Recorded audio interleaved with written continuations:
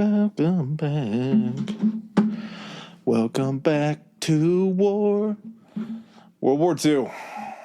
We've had a lot of fun times, a lot of episodes that were tear-jerkers, a lot of kind of fun episodes around World War II. This one's going to be kind of a 50-50 thing because this is a story of basically Britain's survival in the last bastion of Europe being able to turn away the Germans. Literally on an island. Yeah. Trying to kind of stand against the fascism that had already taken over pretty much, all of mainland Europe, like save for like Spain that was neutral in certain areas. But the Battle of Britain, the dates are a little, as far as like the length of everything, because the Battle of Britain also then encompasses, the Blitz itself kind of overlaps the Battle of Britain. But this is basically the story of 3,000 pilots, all of their air crews, the crews that were back in, fighter command. You had the, Women's Auxiliary Air Force, WAAF, who was basically serving as the ones in the command centers that were, running the maps and the positioning of the airplanes. And this is an entire country coming together, being protected by these 3,000 guys, during the course of the entire battle up in the air, trying to basically just stave off the army and the air force that had already taken over all of mainland Europe, that had easily defeated France within the period of, 6 weeks? Pretty quick. Yeah. And you're now just trying to prevent them from invading your island. It's going to sound a bit hyperbolic, but at the same time, if something goes wrong here and Britain isn't able to defend their island, or they end up with a peace agreement with Germany, there's a better than good chance that there's a large swath of Europe today that just speaks German. Yeah, I mean, it's not like we're making these huge leaps. If Britain, whether it by defeat or whether it through armistice or whatever it is, treaties don't mean shit, remember? Mm-hmm, true. That takes Britain out from being able to then supply the Russians with their supply chains. It wasn't just that the Russians had all of the materials and war goods to fight this. Both the Americans and then the British were sending in through these huge convoys a bunch of war materials. If Britain's not able to do that, Russia starves in that respect, and then also has to capitulate or get wiped out. Russia has nothing to lease if Britain has nothing to lend. I mean, I guess they're still going to get stuff from America, but at the same time, how are you getting it into Russia? That's it. Because guess what? If you then have Nazi occupied United Kingdom, how are you going to go north? They have U-boats there. They have their navy there. Everything's got to go through China and then into Russia, which China will probably be more defended by Japan at that point in time. Yeah. We're looking. I don't think it's going outside the realm of possibility of saying like this was a definitive turning point in World War II, where if this doesn't occur, and this battle in itself, not a whole campaign or anything, just this long-standing battle, the world as we know it is extremely different and extremely more German and Japanese. World War II could have been a year, or I guess 2 years, technically, had this gone the other way. Also, I know this is, what if speculation. All of a sudden, all of Europe is now under the Third Reich.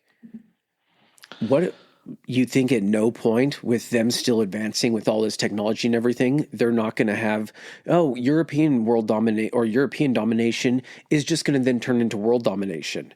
We would be looking at an invasion of the United States from both sides. And fascism becomes harder to argue that it's not the prevailing governmental structure when they own basically all of Europe. Exactly. It's tough to point to fascism and say that doesn't work when they have that much landmass. So you're going to have other countries around the world that are going to start becoming more fascist because they've seen that it works. Yeah. Not us, but the Allies stomping out fascism the way that they did kind of put an end to the fascism being in vogue, if you will. Okay, well, we are going to explain in extreme detail the story of these 3,000 pilots, the Battle of Britain, Before that, remember everybody, wherever you guys listen to your podcast, 5 stars or whatever the highest rating is, keep the comments coming. They keep us motivated. We love responding to them. Some of you guys are hilarious. You guys are goofy. Yeah, no kidding. You got anything else? Let's strap in.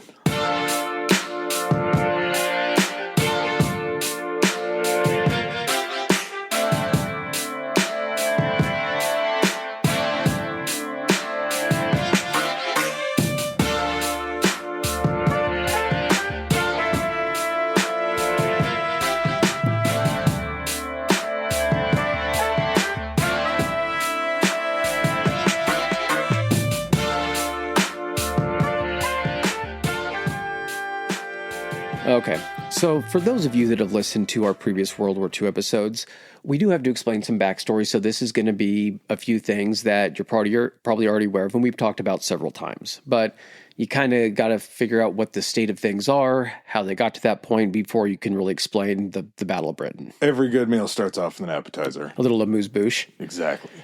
All right, so... Good word. That was a good word? Proud of you. All right. So going back to kind of the advent of air warfare that took place in World War I. Bombers were kind of developed during World War I, but they didn't have the kind of range or capabilities that they're going to have in World War II. But we come to the 1919 Treaty of Versailles. This is essentially... Wait a second. Zeppelins. What about them? They were using those as bombers, right? I don't think so. They weren't dropping bombs out of those things? I don't think so. I thought they were. No, I that's thought they were gonna blimp draw- bombers back then. I mean, maybe. I can't say for certain. Maybe there were Zeppelin bombers. You couldn't get out of there very fast, but if you're high enough to get away from the blast... I don't think Zeppelins flew that high. Yeah. At the same time, can you imagine, like, Battle of Britain, you're seeing all the airplanes flying over. The Zeppelin you literally see from whatever distance, and it takes them half a day to get to you. You're just like, we were able to, like, evacuate the whole city. You guys did a 3-day bombing raid? Well, it took a day and a half to get there, and then a day and a half to get back. World War I was a slower-paced war, if that was what was going on. Trench warfare, man. It didn't move at all. Yeah. So 1919 Treaty of Versailles, this is when, at that point, it would be I always forget. It's the Allies against the... Axis. Or the Central Powers Alliance? or whatever it was. They end up surrendering. Central Powers. Yeah, they end up surrendering to the Allies, and part of the stipulation is Germany is like, everyone's like, Germany, no Air Force, and they're like, okay, no Air Force. So that doesn't last for long because in 1923, the company Deutsche Lufthansa develops this passenger plane, but they also do it under the auspices of being able to convert this thing into a bomber very, very easily if they need to. So that's already kind of skirting this rule about not developing an air force. Is Lufthansa still an airline? Yeah, I believe so. Okay, so maybe this is their origin story? I think it might be. Dirty origin story. 1926, I think it was the Lipetsk fighter school is open 200 miles from Moscow in Russia.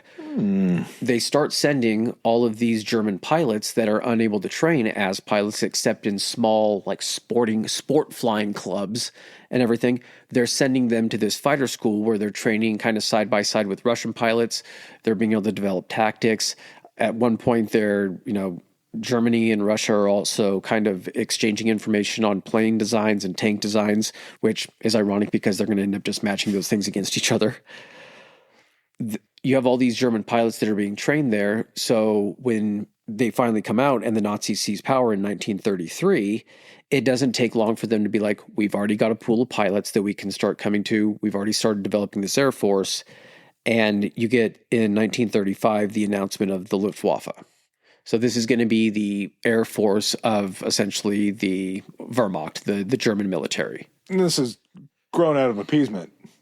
Yes. This is, hey, don't do that. We're not going to enforce anything, but just slow down or stop. Well, they're not invading anyone at this point. Maybe they're just trying to protect themselves. And that's the story they tell themselves the entire way up to the invasion of, those other countries in Europe. Nobody ever builds up an air force to invade somebody, right? Yeah. That's not a thing. And it's not like the British didn't know what was going on, because in 1936, after the Luftwaffe is announced, the RAF goes under this huge rearmament and restructure of like how they're going to essentially wage air war. They're on an island. They're already the greatest Navy in the world at that point. But if they can develop this, Air Force, this Royal Air Force, the RAF, then they can extend that reach even onto land. And they also see what Germany's doing. It's broken up into Bomber Command, which I believe we talked about Bomber Command when we did the bombing campaign in Europe. Bomber Harris. Coastal Command, which basically handled like the security of actually the home island. Training Command, which self-explanatory. And then Fighter Command. And that's who's going to be the focus of the Battle of Britain. Fighter Command was overseen by a guy named Hugh Dowding. Now, if you've listened to previous episodes, we discussed, I can't remember which one it was, but about the Dowding system. And we're going to get into that in more detail. Yeah. But this thing was an insane advantage. It made the Germans think that the British were clairvoyant in regards to being able to intercept raids and things like that. It's just so logical. It's usually version 1 and 2 of something isn't going to be its best form. I think the Dowding system came out of the gate very strong. Yeah. Before Dowding came along, there was kind of a doctrine for the Brits that the bomber is always going to get through. And the reason that was the belief is because bombers were as fast or faster than these fighters. And so if you were trying to intercept, you can't intercept them because you're going the same speed. You would have to know the exact angle to meet them and then just hang alongside them, I guess. Dowding was like, no, I'm telling you right now that we can develop this to where the bombers are not unstoppable. We just have to go about it the right way. Just got to make everything else faster. Yep. And that's exactly what happened because 1937, the Minister of Defense Coordination, his name was Sir Thomas Inskip. Tom Inskip agrees, listen, our Air Force, it's not an early knockout blow. That's not going to be the point of our Air Force. It's to keep the Nazis from knocking us out. And we're going to use a combination of the Dowding system and the development of radar and also faster planes. We can intercept if our planes are fast enough to catch up and overtake the bombers. That's all we need to do to protect ourselves. We just have to not let the bombers through as much as possible. Well, the Luftwaffe in and of itself, we'll talk about it a little bit when we start to get into the bang of things. The Luftwaffe weren't designed for these long-range bombing missions. They were designed to basically spray and help out any ground forces. So if you can outmaneuver them and play to your strengths and into their weaknesses, it's going to change everything. And that's what made the Blitzkrieg so successful is you're not in a stationary place and you're sending your bombers out hundreds and hundreds of miles to go bomb a target. You are moving your armor and your troops up to a certain point, and then your planes are coming in to bomb the area 50 miles from that line back. And then guess what? That then opens it up for your armor and your troops to move in. Then you just keep doing the same thing. So the kind of their thought process is, well, we just need bombers that are able to do what makes us successful, this Blitzkrieg thing. So their development, they leaned really heavily into basically like medium and light bombers. It kind of feels like they were going for like a utility thing where they're like, we can use them for a whole bunch of different things. They're not going to be specialized in just one major thing. They can kind of do it all. Well, the H-Man, didn't they have designs for a heavy bomber that he basically bailed out on and turned it into something else? Yeah, I have that somewhere in here. We'll get to that. But that's exactly, oh no, it's actually the very next thing on my list here. 1936 through 39 is probably the event that gave the Luftwaffe the biggest advantage, at least at the start of the war, over any other air force, including the British, and it was the Spanish Civil War. So Franco against the Republicans? I believe so. Something like that. So they basically used siding with Franco at this point because Hitler's in control. He backs Franco. He gets to send a whole bunch of his fighters over with the Luftwaffe, and they get to basically beat around on these inferior Spanish planes, but they also have this live action practice that they're able to use to develop, hey, what formations are the most effective for us to fly in? Hey, what's the advantage of our plane? Like, what does it succeed best in? What are the deficiencies? Oh, we'll just go back and have time to fix that.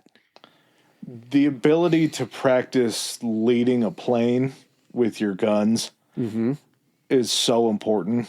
because the more training that you get on how fast you're going, who you're chasing, being able to lead a plane into your ammo field. And knowing the distance between you and the plane and knowing how far that means you have to lead it because where your bullets converge and everything. So after the Spanish Civil War, they basically just said they had developed bombers before that as part of the Luftwaffe, but they were like, all new bombers, they got to be dive bombers. And that's because the Stuka dive bombers, the ones that when they turn to start bombing it had the horns on the wings. Yeah, they had, I thought it said that they had sirens attached to the they were air landing horns, gears. air sirens. Jesus. And they would just, the wind coming in from the dive would actually make that sound. That's a psychological mind fuck when you hear that, you know what's happening. These things were very accurate because they would dive down on the target and release one bomb. Great for taking out a line of tanks or bunkers, things like that. Not really great if you're trying to carpet bomb or blanket bomb a larger area. Yeah.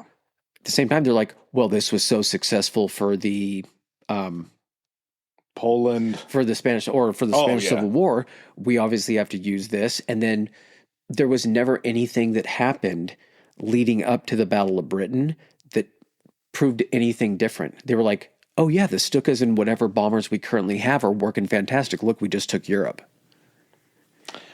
Kind of tough to argue the the outcome. It seems like they've been successful so far. And at that point, like you said, there was a long-range 4-engine bomber that was being developed, and they're like, no, because we can build like 5 Stukas or 6 Stukas for the amount of material and cost it would be to build this bomber. We're never going to have to cross a channel and move inland and do anything like that. And at that point, even if you're thinking you just steamrolled France in like 6 weeks, and supposedly Britain's smaller, you're looking at the English Channel and you're just kind of like, we'll figure it out. But we've taken care of everyone else. They're a little island. Like we'll handle it. Yeah, it's just you're adding another element in with a navy that you don't really possess. You possess parts of a navy, but you don't really have the full thing. And you're going against the greatest navy in the nation, or the world. That's a big ask. Yeah. Well, you feel like your Air Force can give you the advantage against that, like they make up for your deficiencies in actual like power on the water, I guess. May 10th, 1940. Same day that Winston Churchill replaces Neville Chamberlain as the prime minister, the Nazis invade France. So that occurs on the same day. Now, the RAF is basically knows that because France has been invaded. I think they declared war on Germany when Poland was invaded. Yeah. But now that France is being invaded, they're like, oh shit, we need to crank it up. And they figure out that they're short on both pilots and planes. And it was them moving around Belgium. Yeah. To get in. Or moving around the forest. Fuck, what was the forest? The wall. The wall. Maginot Line. Yes. Yep. Yeah. And as soon as they saw, Germany getting into position like that, they probably sent a bunch of their Air Force over there to try to stop from the actual invasion. Basically, the planes that are sent to help the RAF planes that are sent to help the British Expeditionary Force in France took heavy losses because these are guys coming in that don't have any legitimate combat experience, which how could they? They're not in an active war with anyone against these Luftwaffe pilots who have not only trained in the Spanish Civil War since 1936, but now every other country that they took over that had an Air Force, they have learned tactics and how to actually beat those. And apparently the Polish had a pretty good Air Force. Yeah, they put screen doors on submarines, but they must have known how to fly planes. They didn't put screens on the planes. True. So the RAF takes heavy losses, and then we come to June 22nd, which is when the French surrender. And because of what happens at Dunkirk, which is going to be a future episode, definitely, they end up evacuating in a very, very short amount of time, like 300,000 plus, maybe 350,000 of the British Expeditionary Force back to Great Britain. But it's all about personnel. They're barely able to get all the guys on the boats to get them across. All of the equipment, the planes, the tanks, the trucks, everything, you name it, all gets left in France. So your main military force that you also sent all of the top-notch equipment with, you get the guys back, but they got nothing to use. And if you're Hitler at this point, you're like, oh shit, we have all their stuff here in France. They don't have anything over there. They're probably pretty weak. Yeah. 10 days, you're moving 330,000 people, and that's on private ships. That's just whatever you can get over there. You got no room for anything else. Maybe a few rifles, some ammo, some shit like that for protection, but beyond that, there's nothing else you're bringing along. And if you're Hitler, you're thinking, okay, what's the British mindset right now? They just got spanked out of France. Uh-huh. They're going to want terms. Yeah. They're going to come to the table before we even have to take any action. So we'll just go ahead and sit back and let them think a little bit about the situation, and eventually they'll see reason. They were so confident. They started making parade decorations for their victory and started making those for Berlin. Yeah, at the same time, it's not crazy, because had you not had Churchill take over, there was a lot of peace talk that was quietly being spoken around England. Like there were legitimate conversations outside of Churchill and even some of the people inside Churchill's government, like on his side and his party. Yeah, we're talking about this. So I think it was a good majority of his party, and I also think Parliament were behind Churchill of being like, fuck this guy. No, we're not giving up. And I think the public was kind of currently split because they had just seen what happened in France. They're like, shit. Mm-hmm. Like, what are we supposed to do here? June 18th, so going back a couple days, June 18th is when Churchill gives his famous finest hour speech. Now, I'm going to let you read the other speech about the Battle of Britain and everything, but I'm going to read the finest hour one. I'm going to try to read it as Winston Churchill. What General Weigand called the Battle of France is over. I expect that the Battle of Britain is about to begin. And yes, he does read it like this. This is the cadence and the kind of the tone. I think he was reading it on the radio or something like that. Upon the battle depends the survival of the Christian civilization. Upon it depends our own British life and the long continuity of our institutions and our empire. The whole fury and might of the enemy must very soon be turned on us. Hitler knows that he will have to break us in this island or lose the war. If we can stand up to him, all Europe may be free, and the life of the world may move forward into broad, sunlit uplands.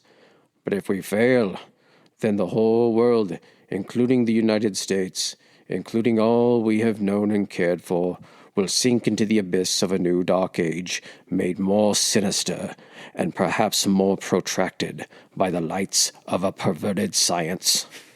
Let us therefore brace ourselves to our duties, and so bear ourselves that if the British Empire and its Commonwealth last for 1,000 years, men will still say, this was their finest hour. So he gets everyone jazzed up. Countries kind of rallied around him and like, okay, we're not giving up. They give Hitler the bird and basically say, come and get it. Well, and the crazy thing is that's what he's saying in public, and it doesn't ever change in private. He was having a dinner party with somebody, and it was like his daughter-in-law or it was another younger lady at the table, and Churchill says, the only way the Germans are going to take our land is if it's covered in our blood. We're going to fight till our last breath or something. And the girl goes, well, I don't have a gun. And he goes, go get a fucking kitchen knife. Yeah. Like, yeah. This dude talked the talk 100%. He had his almost like de Gaulle mentality mm-hmm. that this was going to happen. I think that's why he also put up with de Gaulle. Probably. He saw a little bit of him. Yeah. Yeah. He saw a sober version of him and was like, fuck, this is why I party. Yep. I don't want to be like you. So I think Hitler ends up, after pulling out the train car that Germany had to sign the Treaty of Versailles in, making the French Prime Minister or French president actually sign their surrender there, then blowing the fuck out of the train car. I think he takes a trip over to Calais, which is the closest point between France and Britain. Across from the cliffs of Dover. Yep, and you can see it. It's visible on a clear day to be able to see it. And so he's just like, I guess we're going to have to invade Britain then, right? Something extra interesting that I learned on this one.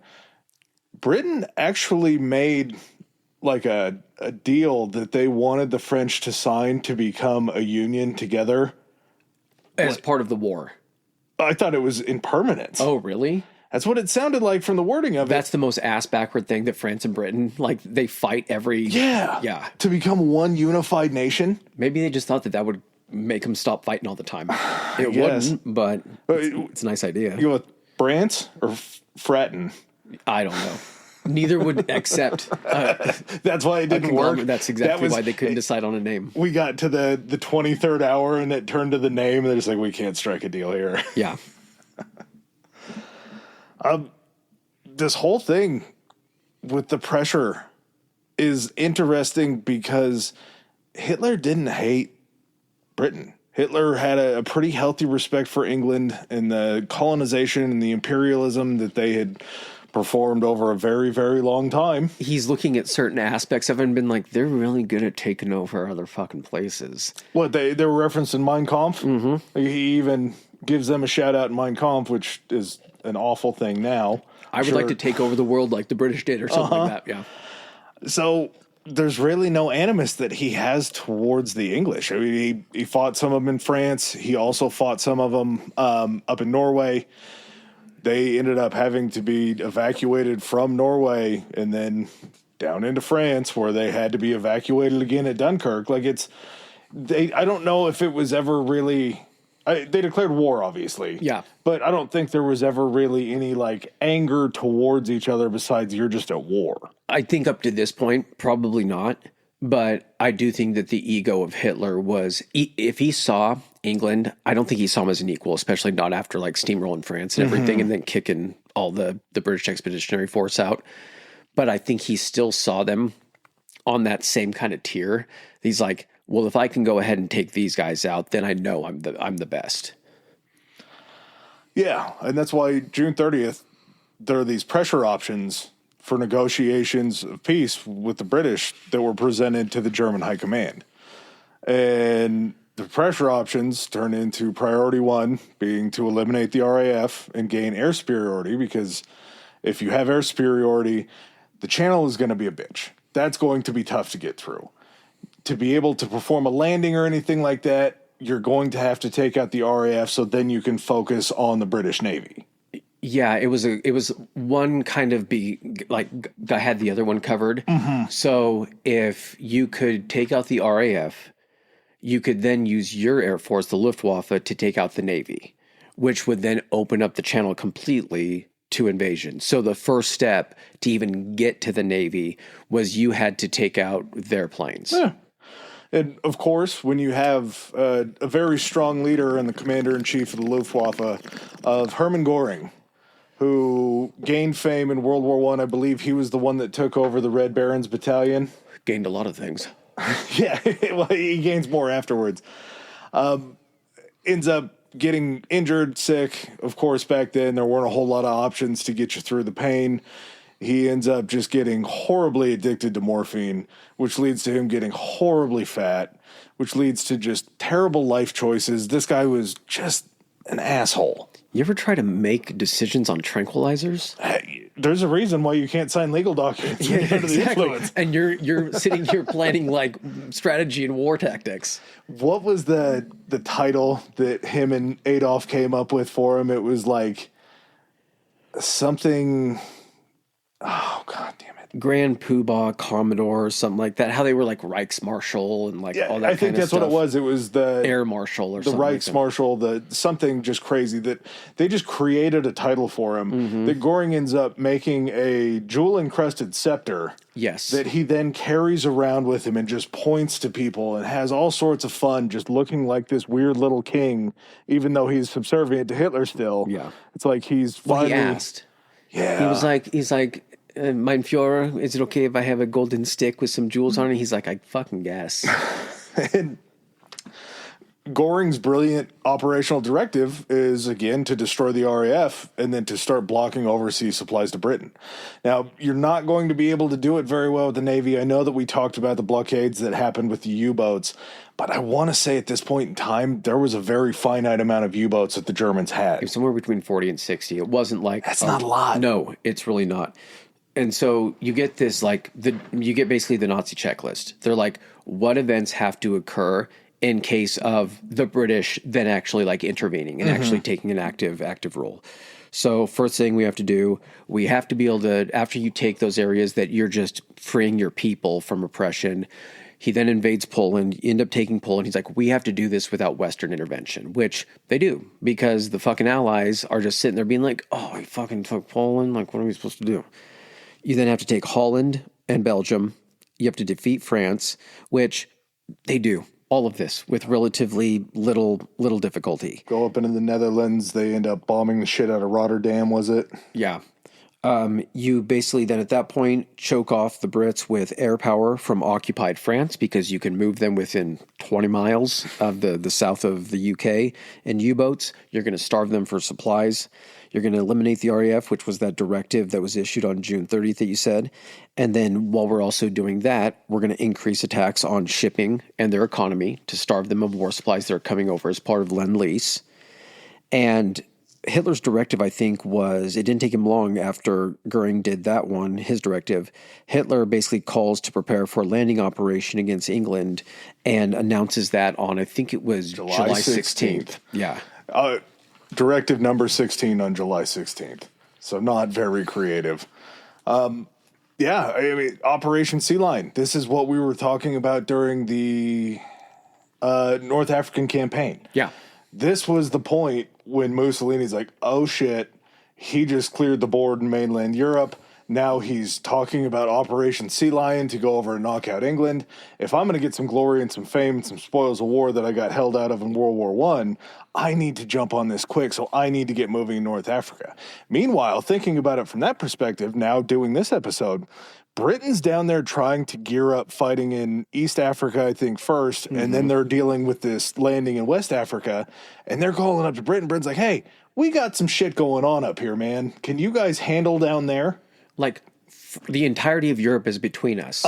You're going to have to try. But at the same time, they're still sending the Navy down there. They're still sending supplies down there. So, and they can't afford to let up down there and to let Italy take it, because then what happens? Italy has a free hand, as much as that hand was not effective, to then come in and try to help the Nazis and make them even, raise their numbers even more. Did the hand have a cannoli in it? Yes. But it's still kind of a fist that can make kind of a ham-fisted Was it ham-fisted? Yeah. Yes, it was. So Hitler is not wasting any time. He wants to be ready to launch Sea Lion by mid-August. So thinking of that from a logistical standpoint, he's trying to plan the invasion of England, and he's trying to do it in a month. After he actually announces the plan for it, he wants it to be ready to go. That involves an insane amount of troops being moved into staging areas in northern France. You have to find a way to get them across the English Channel. You have to then get a landing site that you think you can establish a beachhead on the home island of the Brits, and then be able to also keep those supply lines open to keep feeding more troops and more equipment in. Not to mention the channel's nasty. The channel's not always peaceful. There's a lot of storms. There is a ticking clock, and that's what kind of leads. That's the ticking clock on Sea Lion, basically. So Goering is like, yeah, totally, no problem. We'll actually be ready to go ahead and start clearing the skies in early August. So this mid-August thing, build up everything. Gather all these barges and all of these things, which, thinking about it, they're pulling these barges like off rivers and commandeering them from these other countries. And then you're going to take them, I know it's just the English Channel, you're going to take these river barges and put a bunch of troops on them and send them out to the ocean. It's going to take you a lot of days. It just doesn't feel like a smart move. They're trying to rush through all this shit. If your invasion fleet is being carried by barges, and you only have so many of them, but you have enough of them to where you can maybe fit 500 on each barge, and you have, say, 100 barges. You're moving, I guess it's more than 5,000, but say you have enough to move 5,000 guys a day across. Yeah. I'm not going to try to do that math to break it down, but if you're trying to move 100,000 people and you're only doing it 5,000 at a time. And in no way can you do this if the RAF is in existence in any capacity, because guess what moves really slow across the water? Barges. And all you got to do is strafe that thing one time, put enough damage into it to sink it, and all of a sudden all those troops are gone. Channel was a scary place. Yeah. We'll talk about it during some of these bombing raids. I believe they said that if you went down in the Channel, you had 2 hours. Yeah. It was that cold. Well, that cold, and you're in the middle of all of this fire that's going on. There's plenty of cannons that are out there, or plenty of guns that are out there along the beach. And then also, if you go down between Dover and Calais, where on a clear day, you can see both sides. You're just like, both of those are too far for me to get to.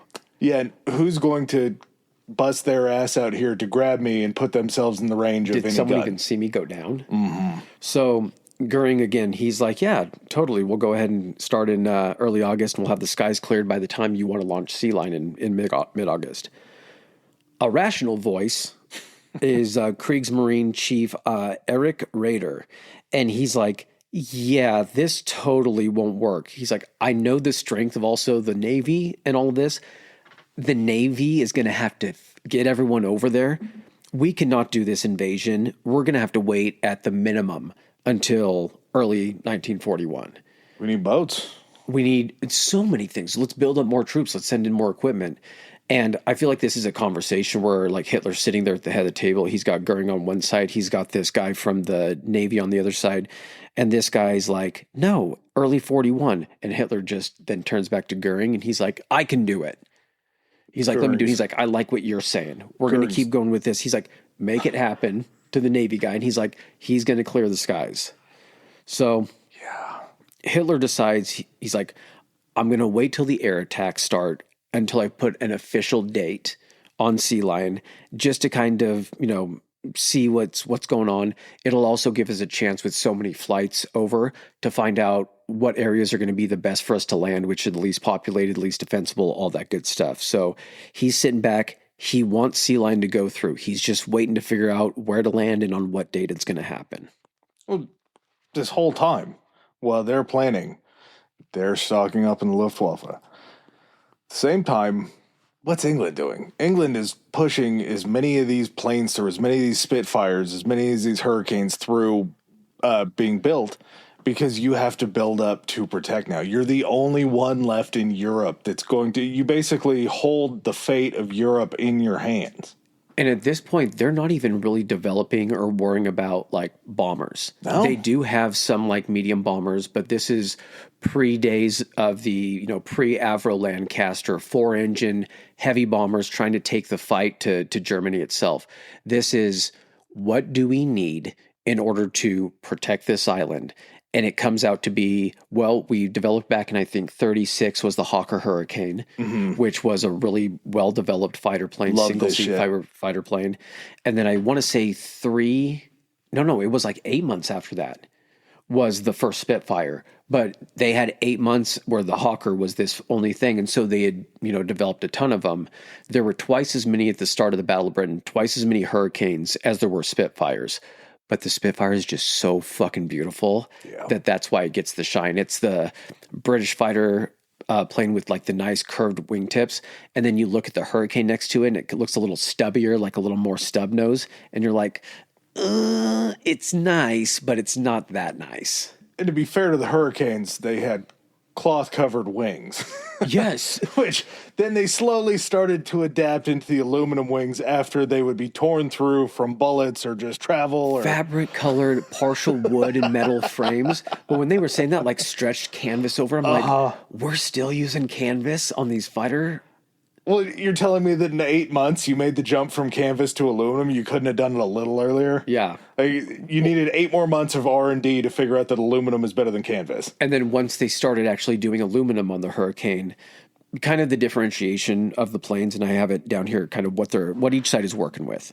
So the Hawker Hurricane was basically, because it had twice as many as the Spitfire, it was going to be the workhorse. The British knew what the Germans needed to do. They knew the RAF was going to be what they had to use to defend themselves, because in order for them to invade, they had to, have air superiority. So the Hurricane, its role is going to be actually to go after the bombers. It's a more, stable platform. I think it had 8 Browning machine guns, so 4 in each wing. It could take punishment. And it was the workhorse of the RAF. It was, like I said, kind of a bomber interceptor, but there were aces that shot down 5 planes. There were guys that won fighter-to-fighter battles. Just for the function of this, the Hurricanes, for the most part, were like Spitfires. You're going to draw the fighters off because you're more on par with the fighters. Faster. Hurricanes, you are a little bit better at taking out the bombers, so that's what we're going to primarily use you for. If we have the option of both types of planes. That leads us to the Supermarine Spitfire. It was basically a fighter to fighter. That's what it was designed to do. You take out the enemy fighters. Hurricanes will also come in and take out the bombers. Spitfires could also take out the bombers as well. The first model was capable, I think, of going like 362 miles an hour at 18,000 feet. So I guess where the air is that perfect amount of still rich enough for like a carburetor and shit like that, but thin enough where you can be flying through it. It had a ceiling of 32,000 feet, which is insane. Pilots had oxygen and Pretty everything. It started out having, and I couldn't believe this, a wooden propeller. I don't know why we're still, I guess if you're just starting to use aluminum skin for your planes, probably wooden propellers would still be the thing to do. During its development, it gets swapped out for this 3-bladed metal propeller. The weight difference when I was reading these specifications, the wooden one was like 83 pounds. Heavy, still heavy. When they swapped it out for this metal one, it was like 350 or 400 pounds. And yet somehow the plane they were able to still balance it and everything with even that much more weight in the front. But it led to, because of the way that the metal propeller performed, it was able, 3 blades cutting through the air, it increased the performance, and it was able to, I think its climb rate was increased, and its takeoff speed was increased. It could get off the ground faster. The big drawback for both the Spitfire and the Hurricane is that they're carburetor fed. So they're gravity fed. So fuel is pumped into the carburetor. It's then drawn through via gravity into the injectors into the cylinders. Boom. I believe it was the Hurricane that was the Rolls-Royce engine, wasn't it? Both of them use the Rolls-Royce Merlin engine. Okay. Which I guess the Merlin isn't named after like the English knights and sorcery magic shit. Wizard? It's not. It's named after a bird. Yeah. So both use the Rolls-Royce Merlin engine. This is the same engine or a different version of it that would be swapped into the P-51 Mustang that the United States developed, turning it into basically the greatest fighter of the war.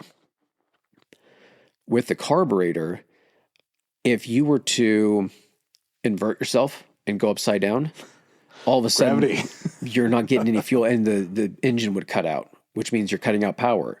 If you were to be chasing a fighter and they went into a dive, and you went into a dive because there's that time frame of 0G when you're going to dive, engine's not getting gas to it. Engine starts to sputter, starts to lose power. You're not able to keep up. So it had these deficiencies that they had to tactically make up for, of being like, so if you're going to go into a dive, you got to both pitch yourself upside down and into a dive at the same time. So as you're diving, gravity, or I guess, the G-forces would be reversed, forcing gas up into the engine when it's inverted for you to go into a dive. This is twisting the boot during Beer Fest to stop the bubble. It's exactly that. On the Luftwaffe side, their main workhorse for their fighter was the Messerschmitt Bf-109. This was the bread and butter of the Luftwaffe. They made over 34,000 of them during the war, which means they also lost close to 34,000 of them during the war. It had a top speed of 357 miles an hour. I know that I said the Spitfire, it could go 362. With the with the improvements that they actually put on there, like the additional weight, they did some other things to it. It slowed it down to, I want to say, slowed it down 40 miles an hour for its top speed. So the Bf-109 was the faster of the two planes. Oh, and it was also fuel injected, wasn't it? It was. So all of those moves of going into a dive, of inverting and going upside down, never had to worry about losing power. So there were tactics that the Luftwaffe pilots could do that the Brits had to develop their own rinky-dink way of doing it just to be able to keep in pursuit of them. And it still didn't even work in a lot of cases because the Bf-109, it had a better climb rate. So basically, if you're in a dogfight and you need to try to get away, pull the stick back, you start going up into the clouds and you just start gaining distance on the plane. They can't catch you. For their bombers, they had the Bf-110, which was a twin-engine fighter. And then for their bombers, they had the Heinkel HE-111. If you've ever looked at pictures of like the Battle of Britain or anything, there's these dome-nosed planes Those are the Heinkels. Basically, the pilot and the bomber and everyone sat in like a clear plexiglass dome pointing out the front of the plane. It was a 2-engine bomber, had a crew of 4 to 6. So that's going to come into play when we start talking about losses. So big. Same principles when we talked about it during the Allied bombing campaign, where these B-17s had 10 guys in them. So one plane goes down, you're losing 10 dudes. 4 to 6 in the Heinkel. The Dornier DO-17 was a light bomber, had a crew of 4. The Junkers Ju-88, this was kind of like their jack of all trades bomber. It could drop mines, it could drop torpedoes, it could do all this kind of stuff. It had, I want to say, also close to maybe a 4-man crew. And then you had the Stuka dive bomber, which we talked about that before, which was the pilot. And then you also had a guy in the back facing the other direction to cover his tail with like a dual machine gun or something like that.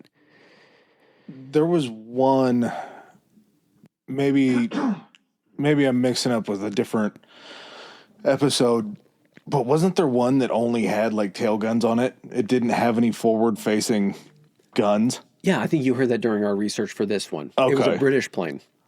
And they said that it was, until they figured out the weakness of just being able to attack it like from underneath or from the front, it was like super successful because you could just be the pilot flying in and staying on their tail. Yeah. And you didn't have to line yourself up. You could just have your gunner who was sitting kind of up and above you, who had a 360 degree, could go up and down everything. They could just be following it. And then if you're running away, that thing is turned around firing behind you. So they said it was really good for bombers because you could just get in range of a bomber and move back and forth and your gunner could just be pasting the bomber. But then as soon as the fighters figured out that you're weak from the front and from underneath, they didn't have like the speed and the agility because of how the plane was set up to be able to be an effective fighter. You're a bomber. That's exactly. It's not your job. It sounds cool as shit though. Uh-huh. It to does. be that guy with the 4 guns in the back, just like,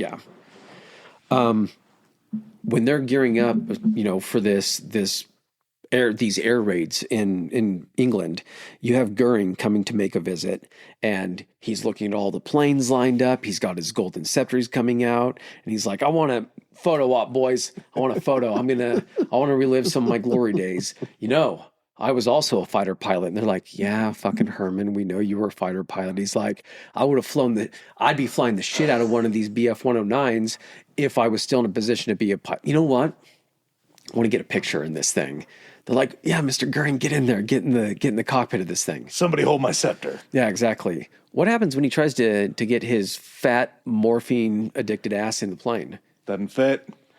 He gets wedged into a BF-109, not in the seat. He didn't get wedged in the seat. He got wedged into the cockpit. Mm-hmm. Do you think they tried to just get him in enough to where they could then crouch him down and get the canopy closed? He's just like, it's like a Sherman Klump situation. He's just like wedged up against the canopy. Mm-hmm. It had to have been. And then it probably took 3 or 4 guys to get him unwedged. Those poor guys. As a pilot, you have to be looking at him walking up and like starting to climb the ladder. You're like, "Oh, you're not going to fit. I know how tight that cockpit is." 100% the guys in the back is like, "What the fuck does he think he's doing?" Didn't he have himself a fancy, like specific, he had that baby blue uniform, right? Yep. Yeah. He had a very special baby blue uniform made as the head of the Luftwaffe. They said that, I believe it was, he landed by train. And he got off, and then there was like 10 other guys behind him that were just carrying like cases of wine and just all sorts. I'm sure there was some asshole that had to roll out a carpet for him as soon as he walked out. So he probably wasn't the first one off the train. These guys just all were mini kings. Yeah. That's how they viewed themselves. But you're going up to the front lines, and you're such a degenerate alcoholic that you just have to bring cases of wine with you. Mm-hmm. You're definitely not going to fit in that plane. That's what they should have done, is they should have been like, "All right, man, if this is so easy, you go first. Yeah. We'll follow you. If you're so good, we don't need to follow you that close. You might be able to do this all on your own. Show us how it's done." I think maybe the biggest underplay, when we talked about him earlier, Hugh Dowding, the Germans just had no idea about any of this radar tech that they had, any of this radio command, this beautiful system that gets started in, it was like the early 1930s, wasn't it? I think it was even, yeah. So it's one of those things that the invention of it comes about by total accident when you're trying to do some weird batshit insane thing of just trying to throw spaghetti at a wall. This is Q back at MI6 trying to come up with something. And I guess I'm going to make an exploding pen now. So they are experimenting because they know that planes are going to be a threat and, enemy air forces are going to be a thing. They're like, how can we try to take these planes out maybe without even using planes of our own? Like, let's think about it. They're like, we could try to hit them with like really strong radio waves. Maybe that'll like fry the electronics in the plane, or, since they're using radios, maybe it'll dismantle their radios and they can't use it. And of course it doesn't work in any way, shape or form like that. But they're back at the radar station and they're like, that's weird. They're like, what's going on? They're like, well, the radio waves are hitting the plane and then bouncing us, and it's giving us like a signal. Like I can tell where the plane's at. Like I can tell how far away it is. They're like, oh shit. So they develop this, basically it's called like the home chain, chain home radar in the Dowding system. So it's not that the radar is, the game changer in this situation. It definitely is. It's part of the ingredients that make the cake. It's one of the main ingredients. Well, apparently, radar is a bastardized American term. They called it RDF, radio direction finding. Yeah. You have Germany, who also has radar as well, but they use it a very specific way in which its effectiveness is really limited. Hugh Dowding's looking at this and he's saying, okay, what we're going to do is we're going to use the radar. Our range for this chain home system, I think it was like 14 different radar sites, like kind of along the coast and inland. We can see a good, decent stretch of the very north portion of France. What we're going to do is we can detect, I want to say it's up to 90 miles out, that they're able to actually detect planes. The screens that they show, it's not like a, going in a circle, boop, boop, and it tells you, oh my God, range is closing, all that shit.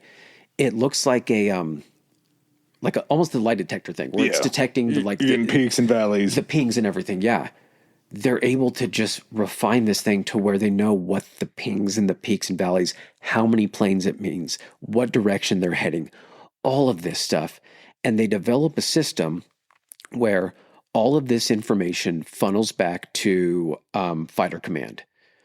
Fighter Command then disseminates the information, and Britain is broken up into 4 fighter groups, basically, or 4 groups of where the fighters are going to be stationed. You get Fighter Group 10, who covers the Southwest. That's going to be, I think, Wales, like that area, and also like the Southwest coast. Group 11 basically handles the Southeast portion, including London. So 11's the hottest area. Yep, 11's going to be kind of the main players throughout the entire Battle of Britain. Group 12, who's the Midlands and the East Coast, and then Group 13, who basically takes the, more northern portion of England and then also up into Scotland. So I think the actual headquarters was located in a borough of London. So as information is coming in and they're detecting these planes, you also have the Royal Observer Corps. This is just people in stations out on the coast and at certain areas throughout the country who have binoculars and radios. Some of them also have, they got to be some type of like azimuth or like elevation tool. But as soon as they find out planes are coming in or grouping up, because it's not just like, hey, we're going to all take off at the same time and head for the same target. They can't the Germans can't synchronize it like that. The Brits can't even synchronize it like that. You basically have to all launch your planes. And because you're not able to launch 50 at the same time from one airfield, you have to get into a holding pattern and a circling formation that you're doing basically in the north of France. So as all these planes are taking off, they're also burning fuel, the ones that are in the air, including the fighters that are escorting the bombers. Back at home, Fighter Command, they're looking at these things on the radar saying, okay, they're forming up. All right, it's looking to be this many planes. All right, now they're heading toward us. And you have these like WAAFs and everything, the Women's Auxiliary Air Force, and all these people at Home Command who are then relaying this information of being like, they're heading for Group 11. Let's go ahead and scramble the fighters that are closest to the coast. They're going to go ahead and meet them because we can see what direction they're heading. We're going to vector them to this, and they're going to meet the bomber group at this point. We can tell them where they're going to be. They can climb, get altitude, and attack them from the top. And then we kind of talked about this before the podcast. You're, launching Spitfires and Hurricanes. Basically, when you come upon these bomber groups that they're going to be launching over, it's a mix of bombers and then a ton of escort fighters. So like the BF 109s, their job is to protect the bombers and to basically shoo away the RAF fighters trying to shoot down the bombers.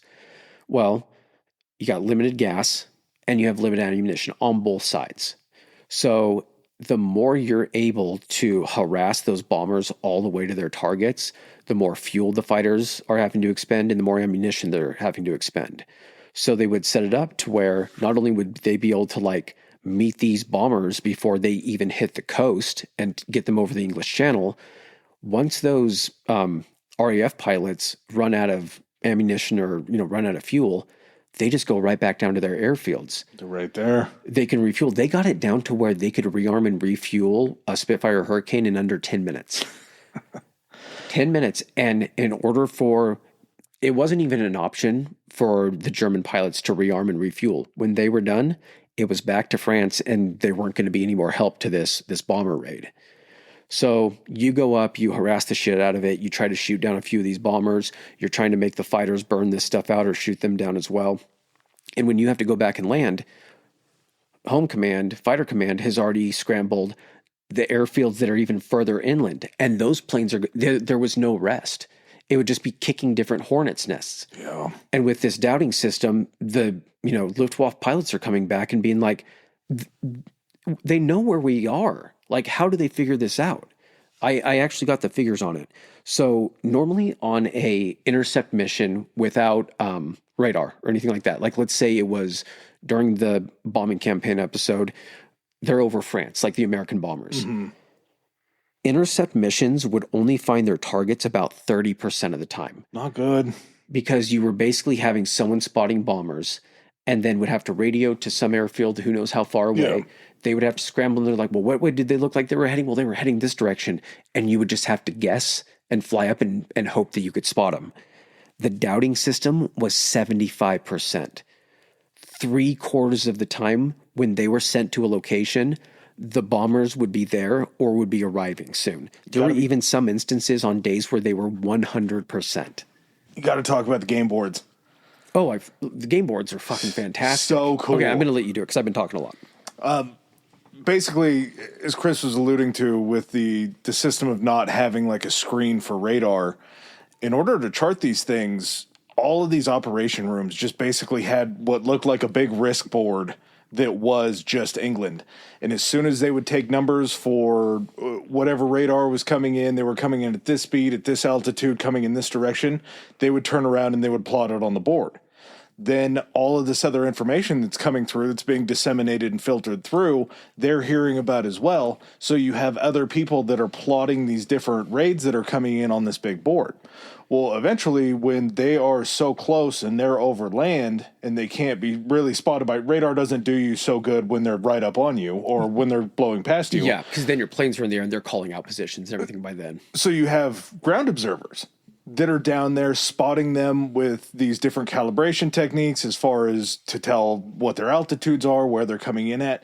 They're radioing into these rooms as well, and they're starting to put the pieces on the board of where they are over land. The process was so refined, and they were so just like unshakable. Yeah. I mean, these, so basically you have each of the groups have their own fighter command headquarters. You have the main one that's in a borough of London, and then each of them also within the areas that those groups covered would have their own bases. So you would have, I think they said once the enemy was detected by radar, they would have about 20 minutes. So they could detect them out to 90 miles because planes travel very fast. They had 20 minutes before they hit the UK. It was about 16 minutes average to scramble fighters. You can't get a pizza delivered to your house in 16 minutes. But that's how good they were about spreading them out to be able to get them kind of wherever they were coming over. So they had 4 minutes after they detected them to basically create a game plan. And like you said, these huge maps of, the south of England, the English Channel, and then the north of France. And as the people that were on the actual radar reading out the numbers. Yeah. they're having to sit there and be like 50, 100, 150. And then you basically have the girls that are moving them around with like the wooden dowels and everything, putting them on the little wooden blocks where they would put, I don't know, they kind of looked like poker chips, Scrabble tiles, I was going to say. And one would say 50 plus. And then they would put like whatever they're going to designate it H. And as the radar person was calling it out, they would then move it a little bit closer to the south, move a little bit closer. And some of them would be like 90 plus. They didn't have room for 3 digits. So they would have to have multiple groups. And then also, in case the bomber group split, they would want to be able to move them in different directions.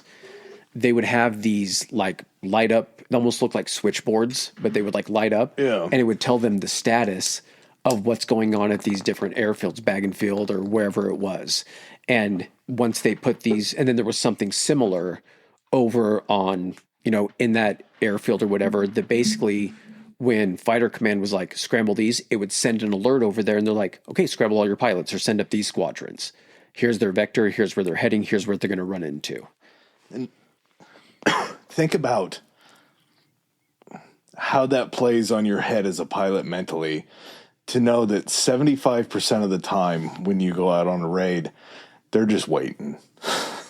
They're already in the air. They're already scrambled. You're about to fly into this hornet's nest like you were talking about. Before the episode, we kind of landed on exactly what this was, and it's an air guerrilla war. Mm-hmm. 3,000 guys against the entire Luftwaffe in that area. You're reliant, and it wasn't just the pilots, like we said. You can't fly if you don't have planes. This came down to the ground crews, the people that were working in the factories that were being bombed, trying to produce these at a rate more than they were actually being lost. One of the huge advantages that comes to play, in addition to, the doubting system, is the home field advantage. That might not matter when you're up in the sky, but if you have to bail out of your plane, that is an insane game changer. Well, I would say even in the sky too, because you're able to see certain points and certain landmarks that but yeah, on the ground. Yeah. So British pilot has to bail out. RAF pilot has to bail out. He's landed in some farmer's field. Hey, I need to get back to this town. He hitches a ride because there's military presence all over. There were specific groups that were sent to either look for downed German pilots or to look for downed RAF pilots and facilitate them getting back to an airfield or their airfield. You had instances where they were saying guys would get shot down in the morning, parachute down, and they would be back up that afternoon in a new plane fighting. They got their tea, they got their crumpets from whatever field they landed in, from whoever owned that field. They got shipped back, and you walk over, you probably grab a parachute, and then you just get in line. So we're going to talk about, there was quite a few instances where the British had more pilots than they did planes. Yeah. So you were kind of sitting, I'm sure if you were really good, you weren't sitting in the queue. Yeah. But for a guy that just got shot down, if he's a mid-level or somebody new, you don't know when you're getting back up. You don't know when you get queue. Yeah, you don't know when you're going to get to prove yourself again. Go take your number. But don't get drunk. Yeah. Any of these Luftwaffe pilots that are getting shot down, fighter pilots in single seat, that's one guy. Bombers getting shot down, you're losing, like we said, crews of 4 to 6. And they're all either dead or they're being taken as POWs. Your losses are much more drastic because even the guys that survive are of no use to you. Guys that survive from the RAF are just getting right back in the seat. Yeah, and not to mention you're training new guys every single day. You're also getting fed, and we'll talk about it because it's fucking awesome. You're getting pilots from Poland. You're getting pilots from all of these other areas that they got pushed out of their areas. They got pushed out of their countries. Well, at the same time, you can't quite trust them yet because there is that pesky language barrier. Yeah. And also, they're using something that's probably a fair amount more technological than what they were using in Poland. Again, we're going to talk about a badass Polish pilot here coming up, but at the same time, you're in an environment that's just, it's a different cockpit. Yeah. I also think that actually probably gives them in some instances an advantage. Imagine if they're able to take out and their flight skills because they had to fight in something inferior and they were still able to take out a few like 109s or British fighters or something. And then they get in the cockpit of a Spitfire and they're like, oh, I'm going to make this thing sing. I have so much more. Well, and I think the 303 that we'll talk about at the end, they were fantastic, and they were mostly foreign pilots, weren't they? I think it was like almost a Polish group. It might have been an all Polish group because, of course, you're going to keep them together because then you just get a Polish interpreter and you're giving them orders and you're just only have to do it at one place. Your orders are probably just go do what you do. Yeah. Take off, shoot them, and fucking land. We'll tap you on the shoulder when it's time to go, follow everybody else up. The alarm to get in your fucking planes, universal. There's no mistaking it. It's not in British. Yeah. Do you know the average age of the pilots during the Battle of Britain? Is it 22? 20. 20. Okay. 20 years old. And this isn't just the propaganda of like, your country needs you, your country's relying on you. This is hardcore. Hey, the fate of our country is resting on a bunch of these 20-year-olds. Up in these planes that most people have no idea how they work. Like watching the documentaries, there are so many just cool, badass visuals out of this whole thing about 3 planes taken off together off this grass airstrip, and then they're buzzing 20 or 30, 40 feet off the ground in these formations of 3, just hauling ass. And as a person in England, especially southern England, because this is where most of it takes place, if you're just living in that area, even rural, you're just constantly either seeing and hearing bombers coming from one direction, or you're watching your angels. Basically, the sound of a Spitfire is, it's fucking sexy. And then all of a sudden you see the bombers and you hear that sound behind you. And 3 of these angels just rip fucking ass over the trees and are heading out there. Like, just that visual and that feeling is got to be nuts. I'm sure it's accompanied with a lot of panic, but there's also a lot of excitement in there too. A lot of the interviews they did in one of the documentaries were from people like they were children at the time, 9 to maybe like 14.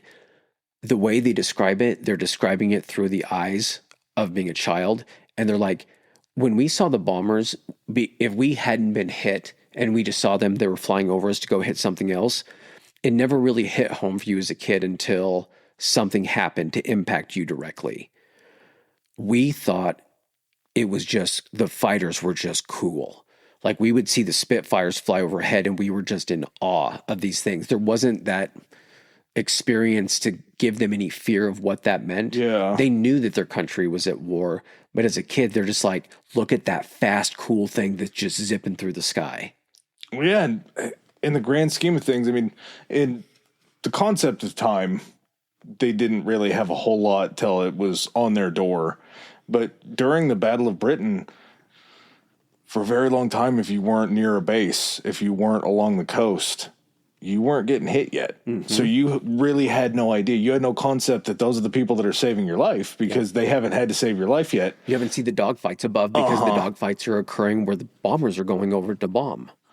Yeah, it's a completely different kind of thought process to look up there and see something and be like, yeah, it's cool, instead of like, I'm glad he's there.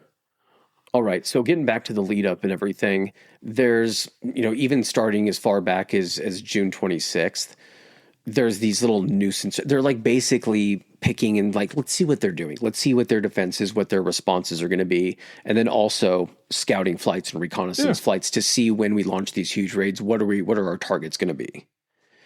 And so August 1st, actually, the Luftwaffe have like a meeting of their high command to determine like what the targets are going to be and what their priorities. Is it going to be airfields? Is it going to be military bases? They're basically trying to knock out at the same time, like Hitler had directed. They're trying to hurt the economy. They're trying to hurt their, shipping for resources, but they also need to focus primarily on the RAF and their supplies. So factories that are producing the planes and then the airfields that are housing and where they're able to take off. August 6th, the plans are finalized for this thing called Adlertag. And Adlertag is Eagle Day. So Hitler wants this grand thing, or Goering comes up and is like, oh, fucking Hitler loves eagles. Let's call it Eagle Day. It's going to be the kickoff to this raid. And guess what, Adolf? I'm actually going to have the RAF. We're going to have victory in the south over the RAF, where then we'll be able to maybe land or start working our way further inland. 4 days. Goering was so high when he said that. when this thing kicks off, I'm going to have victory over the RAF in 4 days. Their intel was telling them that the RAF, and while not in the best shape, they severely underestimated the strength of the RAF because they had fought against the RAF in France. They knew their pilots wiped the fucking floor with them. Mm-hmm. They shot down a bunch of their planes. Why wouldn't they have all their planes, a bunch of their planes sent? We have a bunch of their equipment.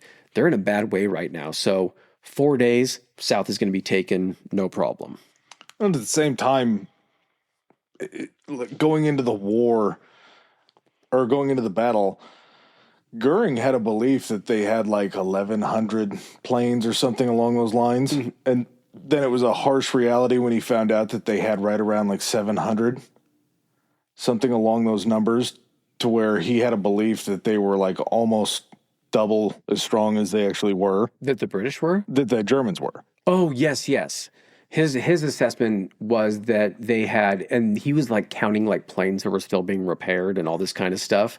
And then he thought, I think, that the British had like a small number of serviceable fighters left. So he was basically like, okay, what's going to drop the fighters? Well, we have to send bombers over because if we just send fighters, they're going to say, those guys can't do that much damage. We don't need to send up our fighters after them just to, have attritional losses. So Goering is like, well, we're going to bomb the shit out of them, but the bombers are also going to serve as the bait. We'll just overload these bombers or the bomber groups with a ton of fighter escorts. So we'll send small bomber groups with a little bit of light support just to be like, oh, this looks like these bombers aren't well protected. Then we're going to send a larger group of fighters kind of hovering up behind them to where as soon as the RAF commit, the larger fighter group would come in and basically destroy the RAF. Well, Goering's whole belief was that if you could hit an airfield on the ground, if you hit an airfield that hasn't launched all of its planes yet, you have a pretty good chance to either strafe an airfield, knock out a bunch of planes, or you're bombing them to Kingdom Come, you're bombing a hangar, you might knock out 40 planes at a time.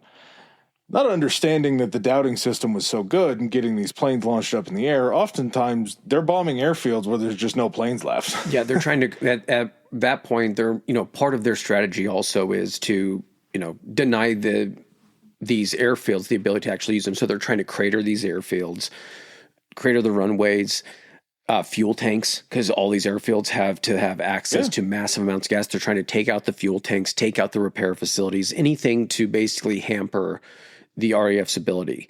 But if they can, again, like you're saying, if they can get planes on the ground, that means a bomber doesn't have to hit them. That's a fighter just going along and strafing along a line of planes. So for him, again, not having any clue, he knew they had radar. He just did not know in what capacity they were using radar. And as much as they could, the Brits had it nailed down to a science where they were getting the most out of it. Yeah, you got planes in the air. If you take out one or two in an engagement, that's pretty good. Mm-hmm. So your numbers of your kills of these planes for the RAF diminishes greatly as soon as they're in the air. Mm-hmm. And if you can't get that figured out, it just doesn't really ever work.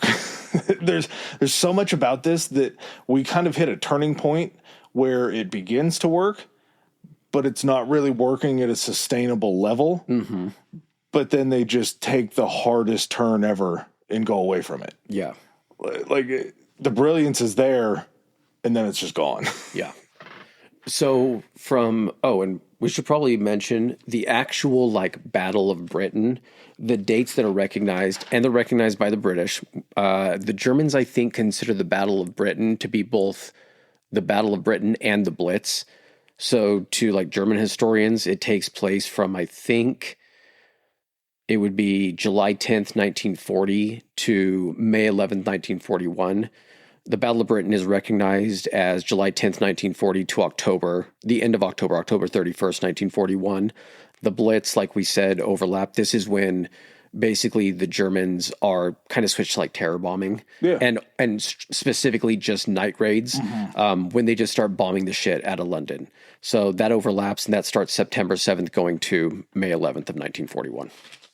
Yeah, just so many little things that happen as far as you go from these nuisance raids. July 4th, you get to seeing these daylight channel battles against shipping. And then you move into later in July through August, daylight attacks on shipping intensify. They begin to start to move on the island to attack these ports, these coastal airfields. Night raids, they're just basically attempting to try to get at these airfields with these grounded RAF planes. Mm-hmm. Bombing at night isn't an exact science. How are you even... and these are military installations. Yep. They know that they're bombing. There's no fucking lights. What do they think they're going to do? Like, they're going to... It's not like when you fly into an airport at night and you're like, that's a runway. Yeah, uh-huh. It's There's dark. a million lights. You're just guessing. Not to mention, there are these things that these guys are doing that kind of go back a little bit of Ghost Army-esque. They are starting fires and putting lights out in fields away from the airfields to try to draw attention. Pinewood Studio is co-opted to build sets that are supposed to look like certain things to draw them away. And I mean, it's brilliant. Yeah, absolutely is. Goring wants to use these Stuka bombers that are accompanied by the Messerschmitts, just like Chris was talking about. This is, you bring in the big daddies. Stukas, unfortunately, have to go into a pretty steep dive to drop down, which means all of the dowding system work that's going on, we were talking about the tech side of it. The dowding system is attached to pretty much every anti-aircraft gun. They have communications. Yeah, I think they said that they had piggybacked because England had the most developed like postal communication lines. I believe so, and yes. they piggyback off of the postal communication. We're using those. So yeah, every battery of anti-aircraft, because it wasn't like, oh, there's one gun here and then 2 miles away there's another gun. They were paired up. We talk about that during like the Battle of the Somme. It kind of works in the same way. They radio in and they're like, okay, you guys should be seeing a group of, bombers at this altitude. You guys can range up already before they even get here and start launching it, AA fire at them. The Stukas have to dive closer to the planet than anything else. Yeah. And they're going to be in range. And the thing about the Stukas is, so again, they're a 2-person aircraft, which makes them heavier. They're dropping these bombs. They're also like a fixed wheel aircraft. So aerodynamically, when you're looking at a Spitfire, like a BF 109, the wheels retract. It's supposed to be super streamlined. That's how they get as much speed as they do. The Stukas, their wheels just hang down, so they're having constant drag. They're not as fast. And it gets to a certain point that they figure out, while the Stukas are great at these grounded planes or dropping stuff on hangars because they can be so precise, they're getting chewed up because they can't compete with the Hurricanes or the Spitfires. So eventually they just have to pull, I think, the Stukas completely off the line. You're starting to see why the Brits have figured out this defense thing. You're starting to see how everything's working in concert. And again, you don't have to win. You just have to hold out. You just have to play defense. You have to continue to be putting planes in the air to nuisance these guys. So this is where the time for Sea Lion comes in. Again, all this is leading up. Hitler is still just waiting for the day that he's like, it's going well. I can go and plan Sea Lion for this day. The Brits are like, the English Channel can only be crossed with like tugs and with soldiers and everything during certain times of year. September, if we can last till the end of September, crossing the channel just from a weather perspective, that's going to be the greatest deterrent. Yeah. We're not going to have to worry about invasion. We can then kind of, reprioritize if this has, having to be a fear right now. We've looked at all of this stuff to get into France if we needed to. We kind of understand the times of this. So August 12th, they're getting ready in preparation for this Eagle Day, which they've scheduled for, I think, August 13th. Mm-hmm. They finally catch on that, of course, these radar towers are doing something. They must be using them to great effect. So they send out these raids, and I want to say like 4 radar towers are damaged to where they are actually put offline. So this puts essentially a dead zone where if, a raiding bomber fleet flies through this dead zone, they have no way of telling where they are, how many of they are. They're blind in that area. Well, you can't technically take advantage of that if you don't know that exists either. Exactly. They have some idea that the radar is doing. They're flying over and they're looking, they're like, they got a lot of these big lattice metal things that are set up kind of near the coast. I wonder if they're doing anything with those. But at the same time, you don't know where the weakness is. It's just that one bomb. You can't send 6 different raids through that area that's a dead zone now because you don't know that dead zone exists. You're just the first. Unless your fighters, or unless the ones that bombed it are like, we thought we took this out, and they're just like, okay, I guess we're going that way. Either that or they just realized that there wasn't as much defense in that area. They weren't getting found by these other raids. And regardless, the ones that were taken offline, within 6 hours, they're back up and working again. This is the incredible thing about these radio stations and everything. Command structure would always usually stay mostly intact because they were like underground bunkers that couldn't be detected or anything like that, so you could take a pretty big blast. The radio stations along the coast were only bombed and put out of operation. They usually said an average of 10 hours when the actual radio stations would get hit. The Isle of Wight was actually the only one that was prolonged. It was put out for 10 days. But when they would go down, they would send out radar vans to be in these positions to continue the communication. So even if the station's down for 10 hours, you got a radio van that can be there in an hour, you're all of a sudden back online so fast. They're also launching fighter patrols. When this would happen, they would launch up patrols and be like, this is the area it's down. We want you to go over the channel. You're going to stay high, and you're going to tell us if anything is coming in. So they had all these contingencies. Of course, they're not as effective as the actual fully functional doubting system, but they serve their purpose, and it would still work to great effect. Yeah, just back to the airfields quick because I think it's pretty fun. They were repaired pretty quickly. That was like the first thing to do was after a bombing raid, you're out there, you're filling holes in the runway. You got to have just a dump truck and a bulldozer, and all you're doing is you're dumping dirt in the hole. Bulldozer smooths it out, packs it a little bit, and you're like, fucking take the planes off. You get a little extra time, you get some asphalt in there. Mm-hmm. But that's after they took off. Yeah. Bring in the asphalt. If these airfields were too beat up as far as planes coming in, they would get diverted to these smaller satellite airfields that were basically like little refuge camps. And you were telling me before the episode, they would land on people's manors. They would take over. So the people that had these manors and everything, these are people that are not part of the royal family, but social elite. When they know that the Germans are going to be fucking bombing shit, they have other houses in the north of England or other places that they can go to. Out of range. Yep. Government was like, we're going to go ahead and co-opt your house. We're on war footing right now. We're going to house certain squadrons of planes here. You have this beautiful, well-manicured front lawn that happens to actually be the same size as a runway. We're just going to keep planes here so we can keep these guys spread out. We have housing for them. And that way they're in all of these multiple positions where we can launch planes from anywhere, but they're all close enough together to where if we have to join up a larger group, they can all get to each other within 10 or 15 minutes. Yeah. And if you have these bombed out airfields that need repairs, if you have a spot to where you can land these planes and get them refueled to a certain amount of time, while those repairs are being done, those planes are still functional. It's not that airfield. Technically, the airfield's out of service, but the area isn't. Yeah. It just changes everything. So we come to August 13th. We come to Eagle Day. This is when Goering, he's visiting the front. He's out there. He's ready to watch.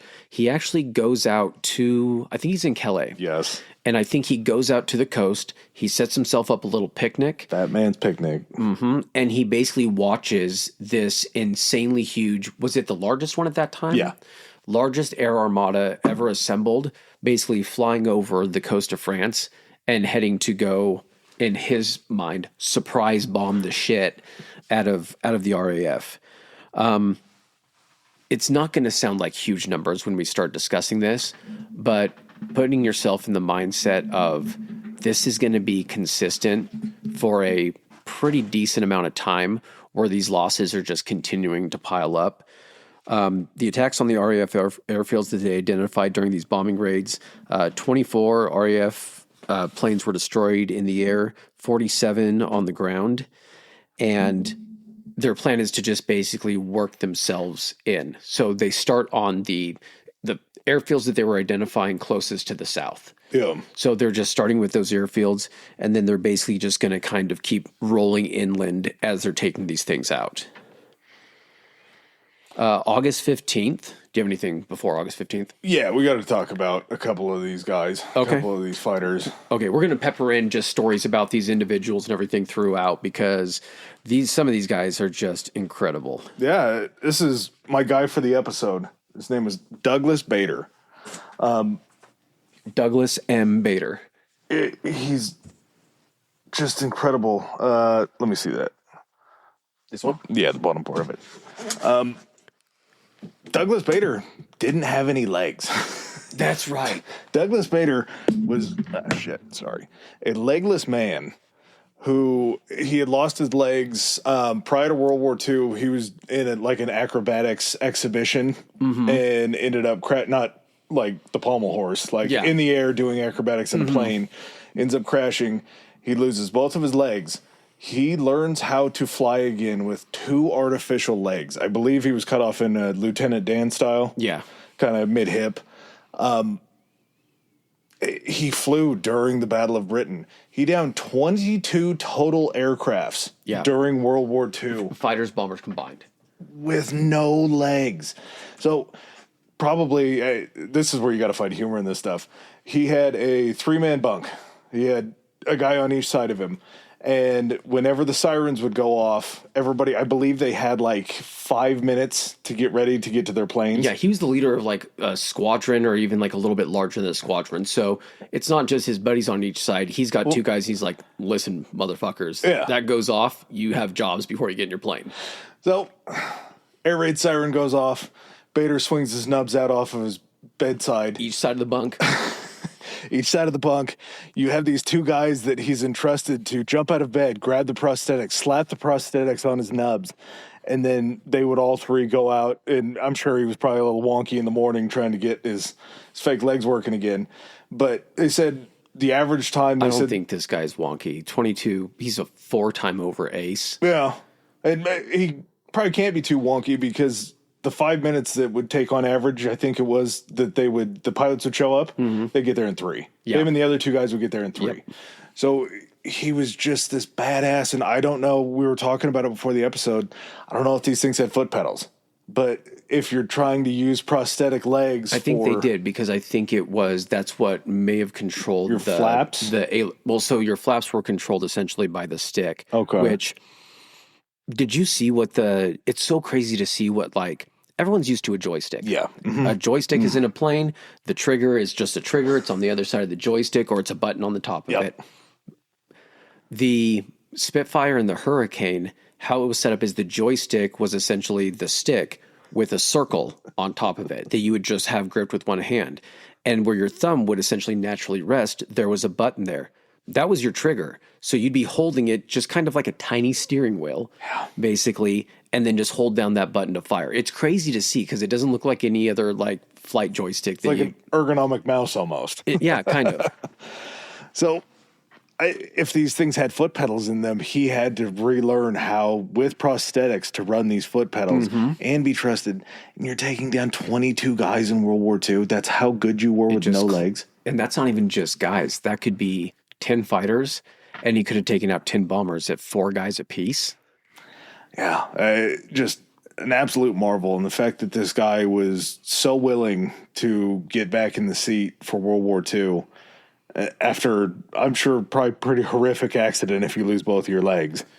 Well, the cool thing, too, is when they were really trying to gain pilots prior to the Battle of Britain, when they were trying to build up their numbers, when you think about the pilots and everything, and you see them in movies, sometimes it's these guys were from the elite. They had to go to certain prep schools and all that kind of stuff. That's who they pulled in for the RAF. They were we'll take anyone who's qualified to fly one of these planes and that, wants to go ahead and make an attempt at this. We're not being picky at this point. They weren't desperate by any means, but they were saying, we're not going to limit our pool to just this small, class of people. There's talent out there and we'll take it wherever we can get it. You got to imagine if you're in a squadron with Bader, the last thing that you want to do is come home without a big number or without just a number period of a shot down. Because when you get back there, he's going on a Cotton Hill type rant where he talks about how he's shot down 22 planes and he doesn't have any legs. Exactly. And what's your excuse? Exactly. All right. Before we get to August 15th, bathroom break. Yeah. Okay. Oh my God, Adam. What is that up in the sky? It's a bird. It's a plane. It's socials. Oh my God. It's faster than Instagram. That's historically high pod on Instagram. More powerful than X? It's historically high, historically HI on X. Able to leap tall threads in a single bound. Back to historically high pod on Threads. And, I mean, I guess there's still Gmail, right? We got that too. That is historically high podcast at gmail.com. All right, guys, back to the show. All right. So even though it starts back on July 10th, there are these probing raids, things like that. But August 15th is going to be known, you had Eagle Day. They got their day. We come to, for the British, this is going to be known as the Greatest Day. Unfortunately for the Luftwaffe, it's going to be known as Black Thursday. So August 15th rolls around. Group 13, and this is a large-scale raid, multiple, locations that it's occurring. It's coming up from France, from the south. It's also coming from Norway, I believe. Scandinavia. Somewhere in Scandinavia, but the Nazis also occupied that area, so they're able to attack the entire east coast of the UK.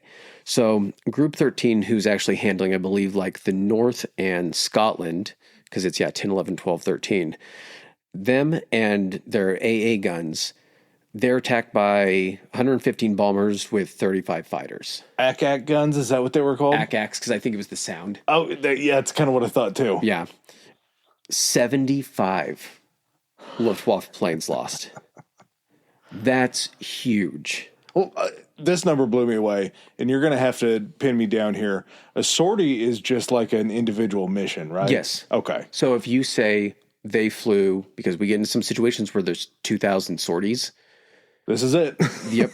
That means that essentially it is 2,000 individual flights. So that could be you could be flying at different points for taking off all day, but it is 2,000 individual flights, which is pretty insane. Well, the thing about these days, and Chris alluded to it earlier, they would start bombing at daylight, and they wouldn't stop bombing until night. Yeah. So you're talking about potentially a time, I think they said, from 5 a.m. to 10 p.m. And not the same place.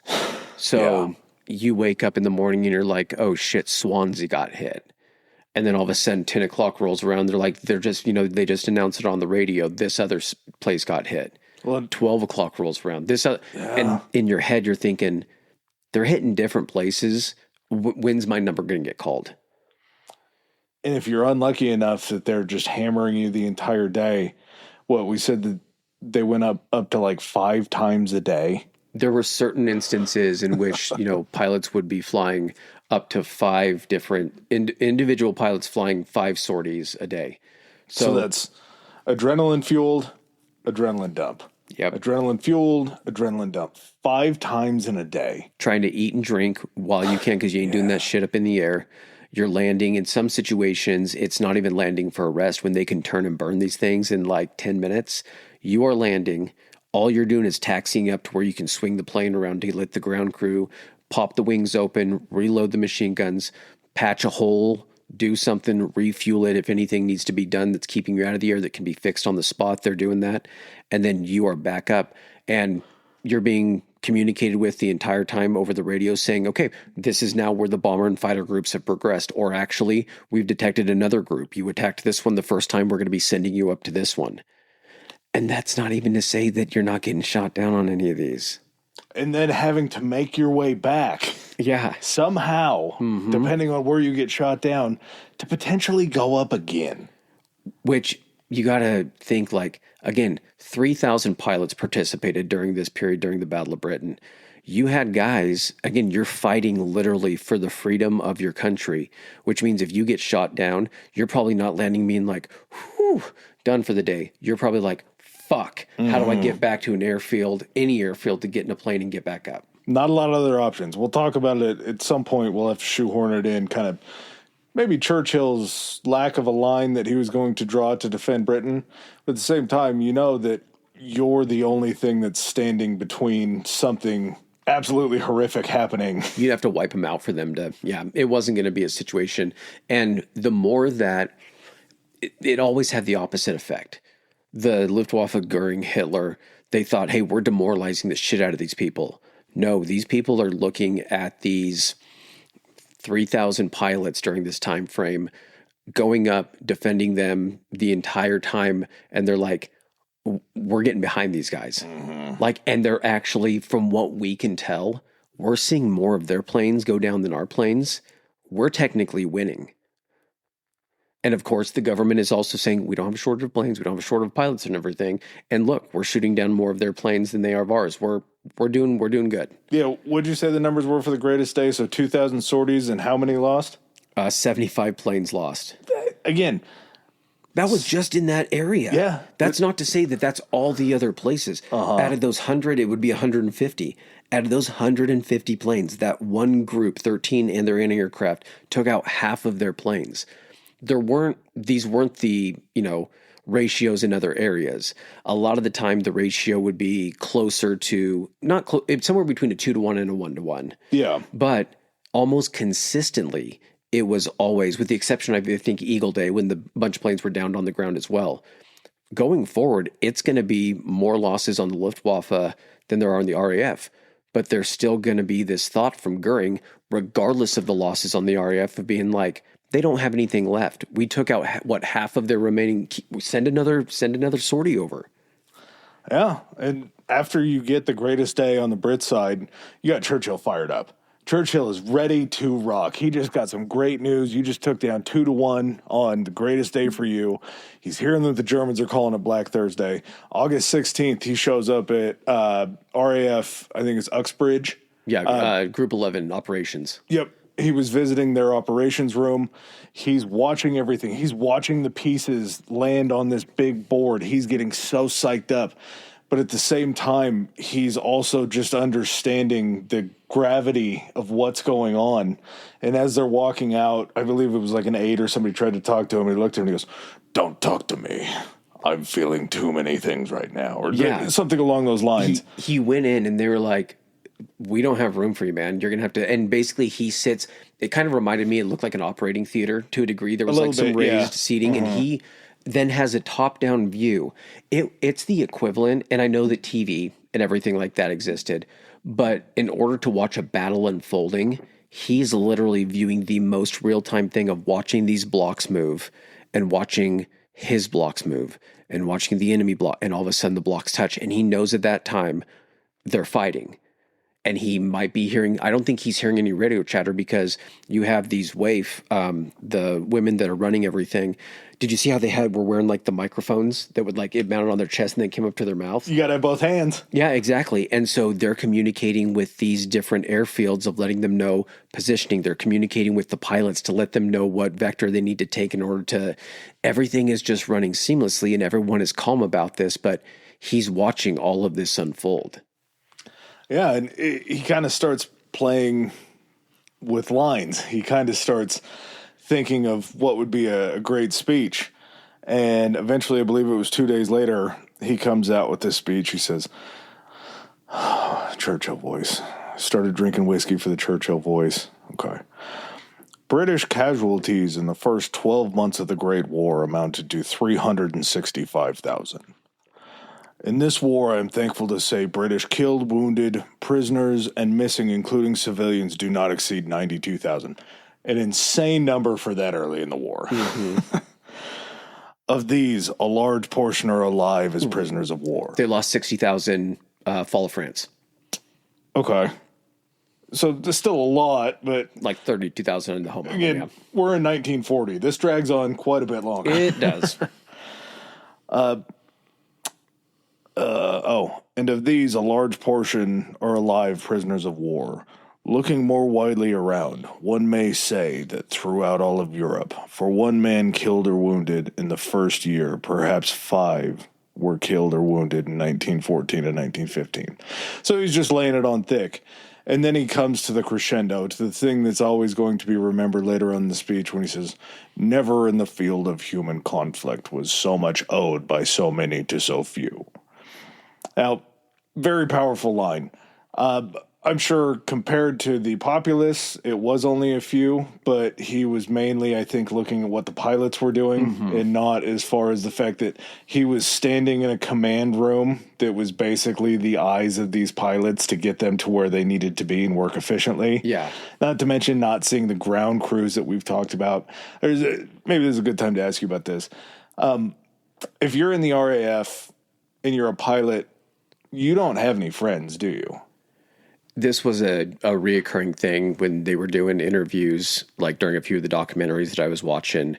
And it got to the point where you were having replacements coming in and guys were just like, I didn't even know some of their names. He's like, I stopped myself from learning some of their names because you had originally come in at the beginning of this thing and, you know, you guys are kind of feeling invincible and everything. You're defending, you know, your homeland.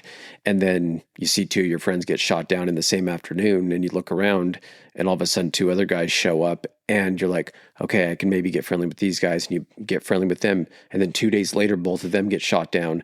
These guys are like, it just got to the point where, and I think that's kind of a commonality throughout all of World War II is they mentioned it in Band of Brothers during the interviews. It's like, we didn't get friendly with the replacements. We just had to command them. We tried to keep them alive for as long as possible, but I just couldn't take seeing anybody that I considered a friend or built a relationship with getting killed. Psychologically, it was just too much. There's a reason why you have to learn a new name. Yeah. And this kind of leads also to something that was awesome. The pilot hangover remedy. Yeah. So because these guys were essentially looking at death basically every day or multiple times a day, you know, they had to go and blow off steam. Just the psychological impact alone, it is crazy. The PTSD that would just be instantly on you, especially, and then to have to be able to operate at that high level consistently throughout this battle. They said that, you know, guys would go out, they had officers' messes where they could drink. They had bars on all the airfields. They had, you know, situations where they're like, you guys get to stand down for the next day. They had to pull guys out of rotations and everything, but they're like, blow off steam however you have to need to. As long as it's not detrimental to anybody else, we're not going to tell you how to keep yourself fit and right to be able to do this stuff. So guys were waking up on days where they actually had to fly. They were just hungover as shit. And they were like, you just go in and just breathe in some of that 100% pure oxygen. You'd go get some access to the tanks and that would get you right in just a few minutes. Cram some spotted dick in your mouth to get something in your tummy. Yep, exactly. A little oxygen hangover remedy, but apparently it worked. Kind of around the same day, it was August 18th. I think you have up there. Well, yeah, just juxtaposed to that real quick. Pilots, you can't have friends. The ground crew, I feel like you have to be a brotherhood. Like, you have to be so cohesive and tight and just knowing exactly where the other guy is. Because if you're going through and you're doing a refuel and it takes you 10 minutes to get a plane launched in the air, that's 3 or 4 guys that are just it's a pit crew. You have 2 guys on each wing that are probably loading ammunition, if not more. Guys refueling it. Guys checking, like, did you get hit? Check the plane. We need to find out. Those guys were... both the plane and the pilot, I think, were like an entity. Yeah. Both of them. It was like, we lost a plane. Okay, we got another plane. But it was all about like, we need to make sure that this thing is taken care of to take care of the pilot so he can then take care of all of us. And in that scenario, I think the pilots were probably a lot more apt to build a relationship with the ground crew because those guys weren't going to go up there and get killed. Yeah. But that was they knew that would be a constant for them. And I think when you're in that situation of just the highest stress that you can be in, having something familiar and constant that's not changing there on the ground, that also means safety for you. Like, I go down and these guys take care of me and they take care of my plane. Like, that's what their job is. Well, it's twice as scary for the ground crew to try to be friends with them because they know that their new friends are going back up there. Oh, yeah. And you can't get close to them for the same reason that pilots don't like getting close to other pilots. Like, if you have worked with this guy for probably 3 months is a lucky number and you've gotten to know each other, you know your family and all that kind of stuff, and then one day he goes up and he doesn't come back, how less excited are you to talk to the next pilot that comes in? Well, and then like you said, the highs and the lows. So your plane doesn't come back and land. When the other planes come back and land, shit, my pilot should have been low on fuel. He should have been low on ammunition. He's not coming back. And then in your head, you're just like, he probably got out. I bet he got out. And then you wait a day and he doesn't show up. You wait 2 days, he doesn't show up, and you're like, fuck. But then there are other situations where you're like, I don't think he got out, and he fucking shows up the next day and you're like, oh, thank God. Yeah, that's a good feeling when he comes walking through that door. So yeah, back to August 18th, is that where you are? It's large-scale Luftwaffe attack on 3 targets in southern England. Both sides suffered just massive casualties. I believe this is, what was it, Benning Hill? It was 3 Air Force bases. It was like Baggin Hill or something, like Baggin or Benning Hill. I can't remember what the name of they were, but this was, again, we're now at that mid-August mark that Hitler was I want to be able to do Sea Line. Yep. Goering is feeling the pressure. His intel is telling him that the RAF is almost wiped out. This becomes known as the hardest day for the Brits. And this was an all-out attempt by the Luftwaffe to destroy the RAF. The Luftwaffe thought the RAF had around like 300 serviceable fighters. There were actually about 855 serviceable fighters, so they really kind of undershot that one. But this was also going to be focused on bombing the south of London. They were starting to switch that up and being like, we can start probably touching London a little bit, but not for civilians or anything. We're going to bomb the harbors. We're going to bomb the ports. Strategic. But 6 days. Give us 6 days. Yeah, exactly. But this is Group 11's wheelhouse. They're responsible for taking care of London. We're also going to be hitting some airfields as well. The Brits lost, I think they said like 68-ish, somewhere between like 68 and 70. And the Luftwaffe lost around 700 or 70. So, I mean, the parity was really close on that one. Which is a bad sign for fighter command, because as you're getting further away from that 2-to-1 number and closer to a 1-to-1 number, it's pretty bad. Yep. Most of their losses, though, occurred on the ground because they were such strategic. We're taking so many people over, but we're only hitting 3 targets. You got to jump on a couple of those bases, or you didn't get people out fast enough. I don't remember if this was the raid that led to it, but I believe it was at Benning Hill or whatever it's called. The airfield commander went up in a plane, and as they were flying over, he was looking over the airfield just like you would if you were coming in to bomb it. Yeah. And he decided that the one main hangar that they had left was just too big of a target. Yeah. So as soon as he got to the ground, he ordered them to destroy the airplane hangar. And make sure it stays on fire for a bit. Yeah, of course, his British high command's like, what the fuck? That's our stuff. Why are you burning our stuff? He's like, trust me. And the next time the Germans flew over and they saw that there just wasn't anything left, they were convinced that it was completely out of service. Oh, shit, it's already on fire. Yeah. Someone must have already got it. Exactly. So we don't got to worry about it anymore. As soon as it goes off of their radar, I think they only come back like one more time during the Blitz to that same airfield, but you're just back up and functioning and running. Yeah. So you're intentionally burning your own stuff just to lay cover. Instead of blowing up inflatables, now you're just taking shit down. I mean, one hangar for the safety of your entire airfield, it seems like a pretty decent trade-off. No brainer. This is when I think it was 970 sorties that were actually flown on this day. I want to say by the Brits. It was around 970. And again, these are all fighters. The Brits aren't sending up bombers or doing anything like that. These are no all reason. Yep. What are you going to bomb? Exactly. You're just trying to keep them off of your island. Yeah, you're still on your land. You can't bomb there. This is when the Stuka was actually finally pulled off the campaign. They were losing too many of them, and it wasn't effective because they didn't have, it wasn't the Blitzkrieg, like the precursor to the Blitzkrieg. There was nothing following up behind these things, and they were at way too much of a disadvantage to the Hurricanes and the Spitfires. Next days were basically spent doing the same things, bombing aircraft. They started to go ahead and really lay into the aircraft industry and also the harbors. So they were trying to hit them where they thought it was going to hurt them the most. Yeah. Just to throw in another fun little story, the story of Pilot Lieutenant James Nicholson.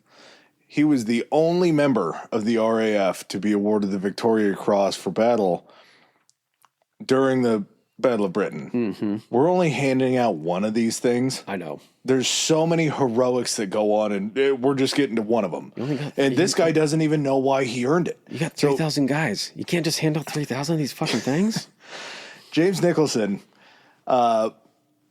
chased and shot down a BF-110 after crash landing his aircraft that was on fire.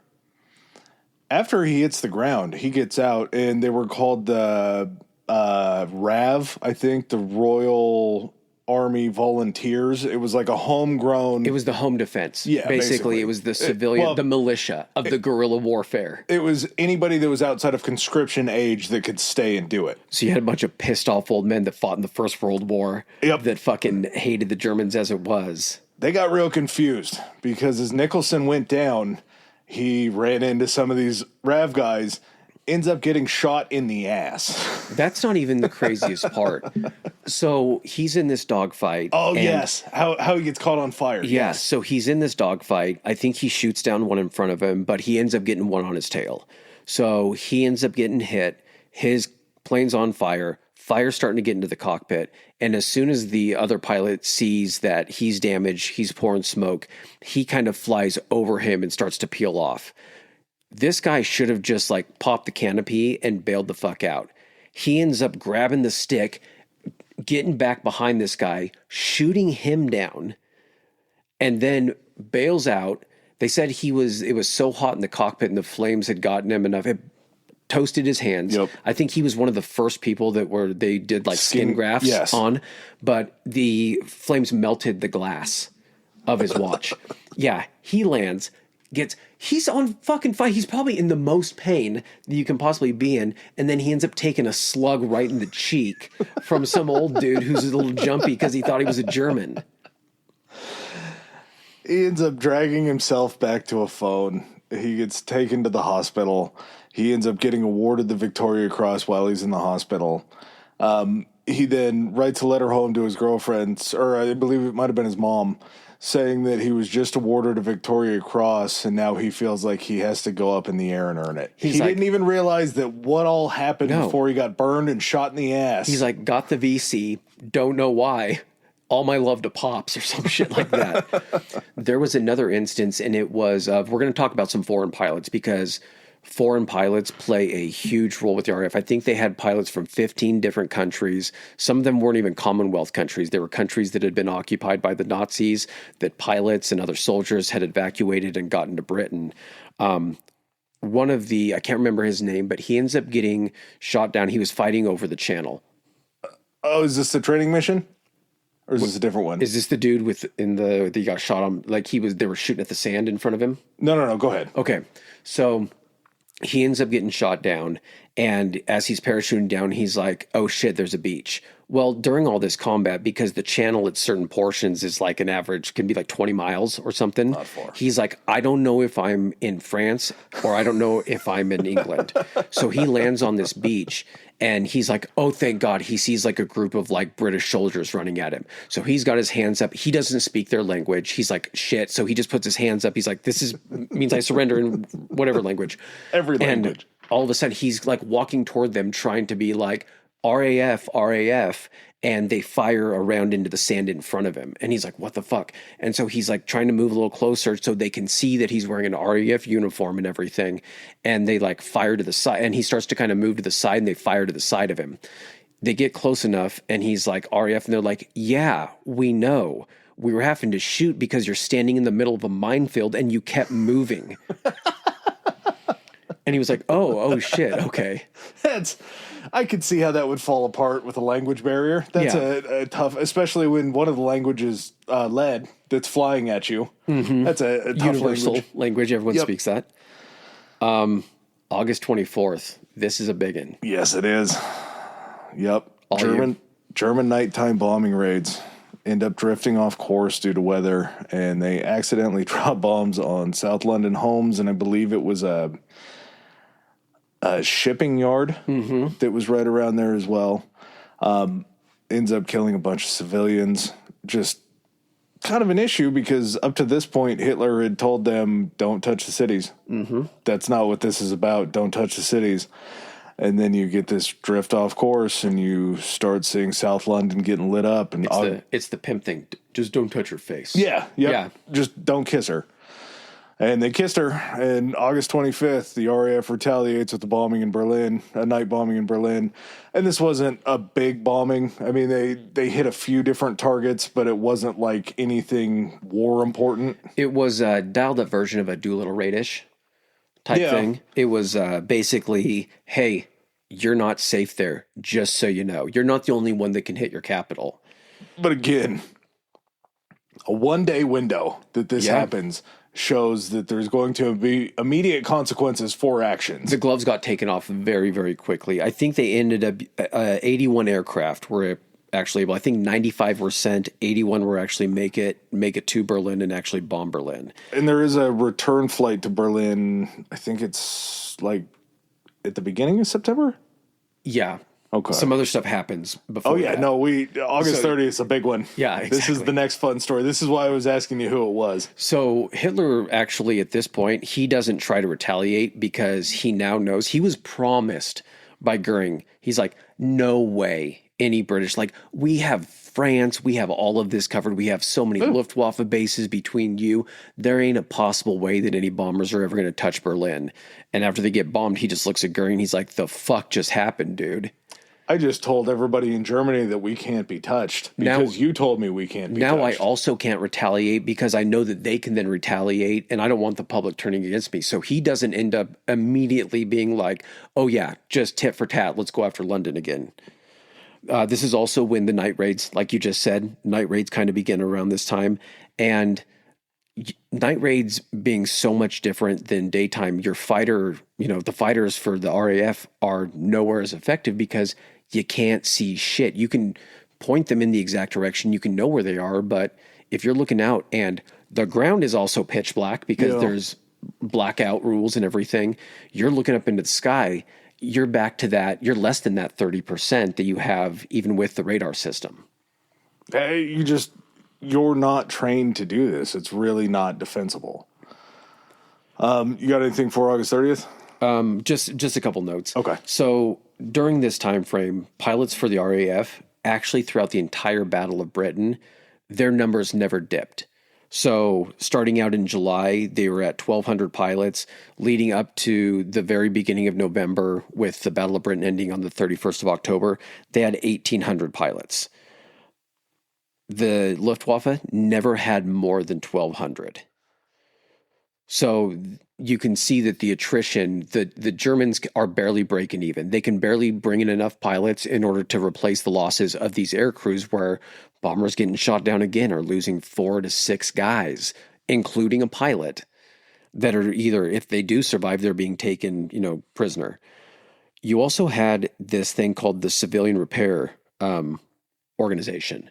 And this was basically a Ministry of Defense.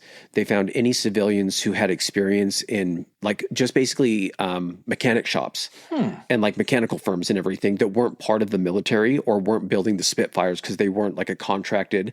They had these guys all working on repairing and trying to get these Hurricanes and Spitfires back out. They could rebuild 160 a week. Wow, dude. The CRO was able to basically keep. Not only were they getting them cranked off the assembly line, but ones that were damaged, they didn't have just the, ground crews working on them. They also had these civilian organizations that were pitching as well. It was literally a country with one singular focus to basically make sure that they weren't all speaking German. Good focus. I take that focus. That's 160 a week? Yeah. Just with... Were they given full tool sets and all that shit, or was this just we pull it up into the shop? They probably had certain locations that were more advantageous to get the planes to close enough to where they could get them back to airfields. But yeah, just a ton of these civilian contractors that are doing this. Aircraft production didn't really increase, but it never really dipped too much. So in July, the Brits were producing 496 aircraft.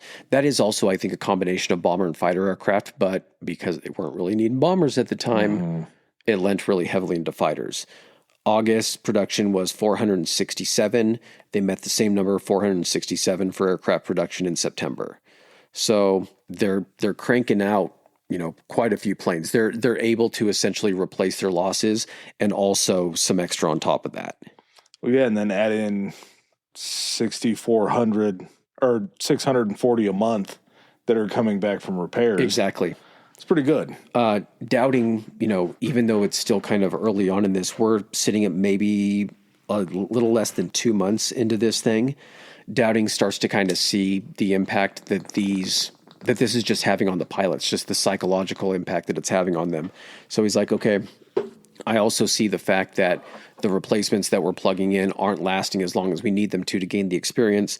So we're going to kind of create a different system of squadrons. We're going to have the frontline squadrons, which are the guys that are on call when the alarm goes off. Those guys are going up. We're going to have the reserves that are rested, that are right behind them to replace any losses that are ready to go. We're also going to have a kind of a rest and learn squadron that are going to pull you guys out of hot areas, basically pull you out of the south of England, send you up north. These are going to be guys coming off the frontline squadrons, being replaced by the reserves. They're going back. They're also training the new pilots in all of these tactics that they picked up over the last months that they've been, or weeks, however long they've been doing it. And then at that point, those pilots are then going into the reserves. They're getting a little more training. They're then going into the front line. So you have this system where they're doing real-time training. It's not just now, hey, you're coming out of training, you're going straight to the front. You get to kind of work your way in there with a little more experience. And it starts to kind of work in their favor. They're not losing as many pilots in dogfights. Well, this is, I guess, a perfect time to tease it. How many aces during the Battle of Britain? Nearly 200. 200 aces. So 200 guys that have shot down 5 or more planes during the Battle of Britain. Yep. So to be an ace, it didn't have to be fighters. It could be bombers as well. But you had to shoot down 5 enemy aircraft. Now, because of the Battle of Britain and some of the days where the fighting was so condensed, you get some rare occurrences of ace in a day. And this is nuts when you think about it, that I guess what makes it even crazier, how many seconds of firing did they have in these Spitfires and Hurricanes? 9. 9 seconds worth of ammunition. Not German for no, 9 seconds. 9 seconds. And what'd you say? It's 4 guns? Yeah, so each wing had 4 guns. So each plane had 8 Brownings. Each gun had 300 rounds. Oh, 8 guns, yes. 8 guns, sorry, yeah. 8 guns, 300 rounds each. 9 seconds worth of ammunition. And during the battle also, they're starting to learn these things about, how close are we getting to these planes? How is it more effective? What can we do to kind of tailor this stuff where we're able to shoot down more planes?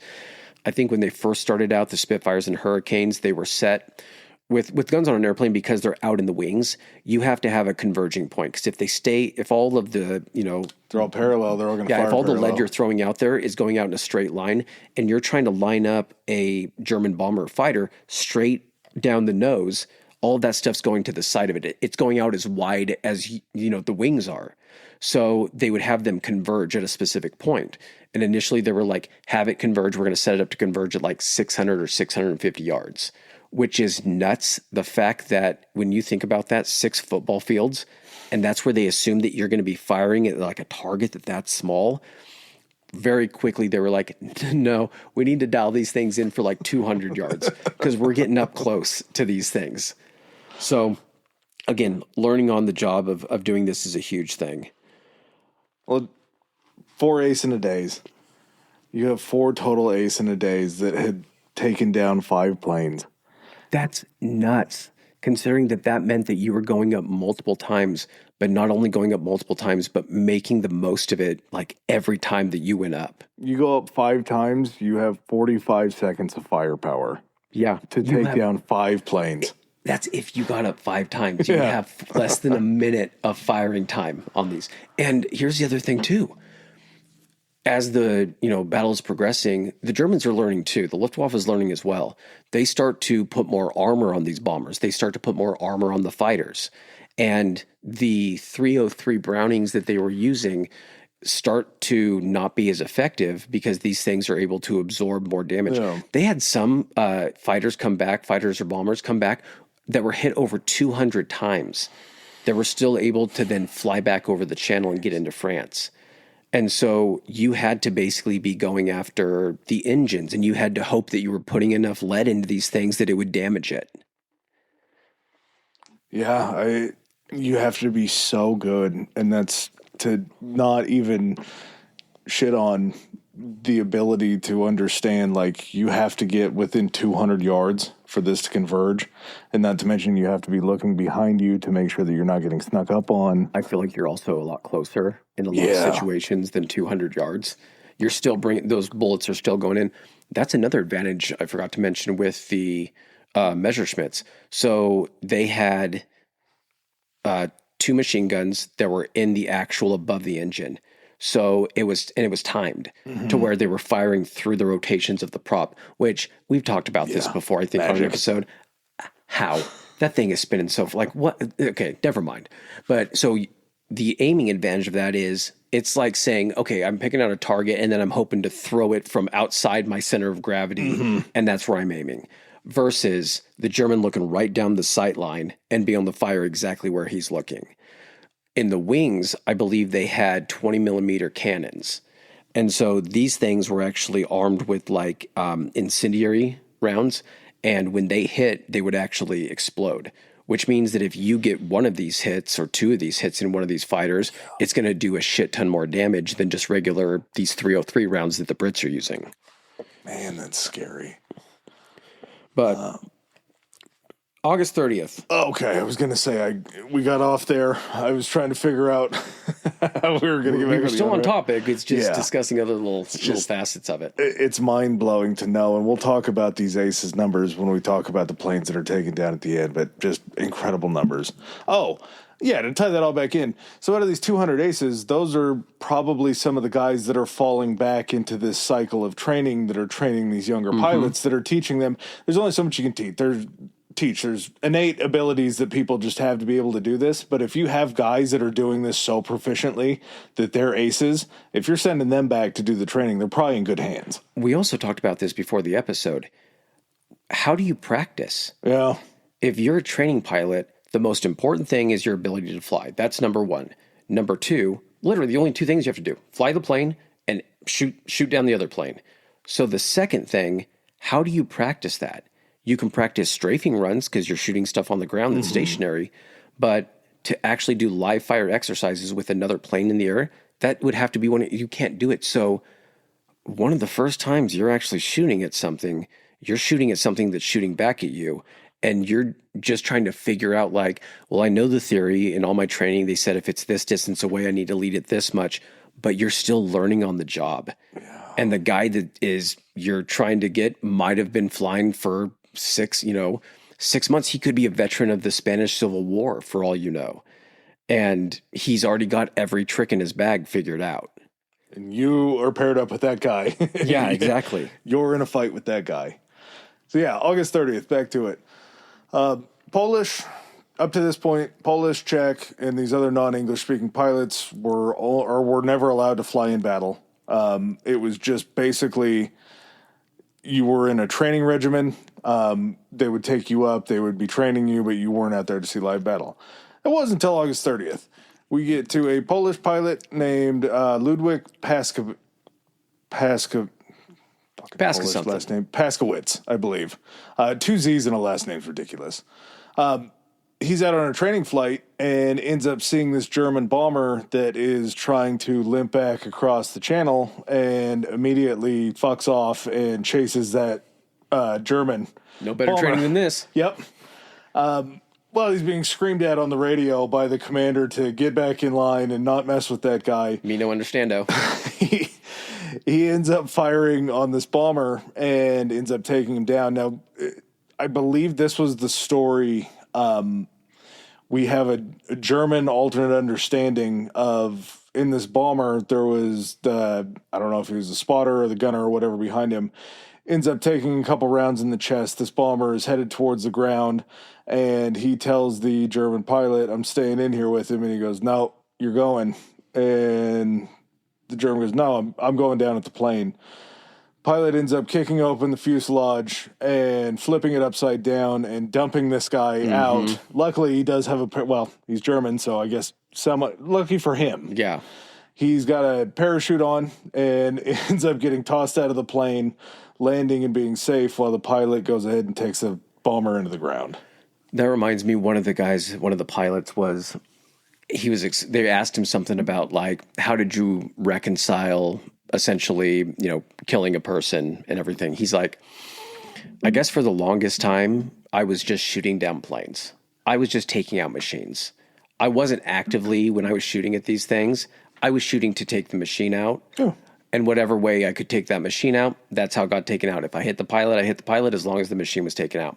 He's like, it didn't really hit home for me that I was shooting at people until I took a bomber down. It started to go into a death dive. And as it did, a guy tried to bail out. And when he bailed out, his chute got stuck on the tail.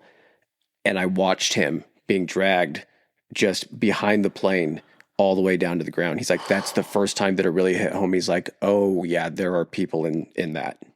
Man. But I mean, you do have to kind of put yourself in that frame of mind of just being like, I'm just shooting a machine. And sometimes those machines hold 4 to 6 people. Speaking of like, you're talking about with like the Polish pilot and everything, and there was a guy named Josef Frantesek, and he was actually Czech and had escaped essentially when the Germans had invaded and everything like that. Mm-hmm. This dude ends up having the highest RAF score during the Battle of Britain. And we kind of discussed what that encompasses. Basically, it's a verification process of, you said you shot down the plane and you witnessed it. Did anybody else witness it? Oh, they witnessed it. Okay, we're going to check it against German records. They also said the plane got shot down. Do we have the wreckage? The wreckage is right here. You then would get a point, essentially. That would be what a confirm would be. And then you had situations where 2 guys put a bunch of rounds into a plane, so it's like a sack. You get to split the sack. Yep, you get a halfer. But yeah, this Czech airman ends up being the highest RAF score during the entire Battle of Britain. And there was an entire Polish squadron, I think, that we're going to talk about here in a little bit. I believe. The 303, that was one of the highest kill ratios of planes down during the entire Battle of Britain. So, of course, August 30th, this happens. Paskowitz comes back, ended up taking down a German bomber during a training flight, and immediately I think probably he's getting ready to get chewed out for exiting the training flight and making things real. Ends up not getting reprimanded at all, but from August 30th forward, all of these other non-English speaking pilots were put into action. Yep. They're like, oh shit, okay, we'll just put them all together. It seems like they're pretty good. Turns out this guy's pretty good in whatever language he speaks. August 30th also happened to coincide with Hitler removing the directive prohibiting the bombing of London. So at this point, again, we're at the end of August. Mein Fuhrer, or Das Fuhrer, with the douchebag, basically he's seeing sea lions slip away from him because he knows that as September keeps ticking away, weather's getting worse and this whole invasion isn't going to work. So he finally is like, I got to get these guys to the table. I got to get them to surrender. So he's like, go ahead and start bombing London. Goering is like fucking giddy, is like, oh, finally, yay! And do you have anything before September 7th? Oh, yeah. September 1st. Okay. German intelligence claims that Flight Command only has 200 aircraft left and could be finished off in 1 to 2 more raids. So Goering is nutting in his pants, if he can even get it up from all the morphine, thinking that he almost has them taken care of. And in all honesty, we talked about these heavy losses that were kind of incurring on Flight Command in later August, that these numbers were actually kind of starting to make sense.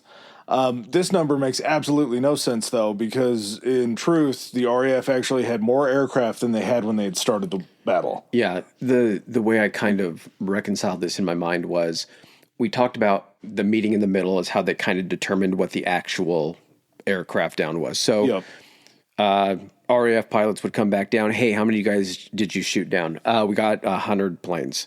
They'd go back. The Luftwaffe eventually find a report from the Luftwaffe. They'd be like, well, we only actually lost like 50 planes. They're like, okay, so it was 75. Yeah. And that's how they kind of figured it.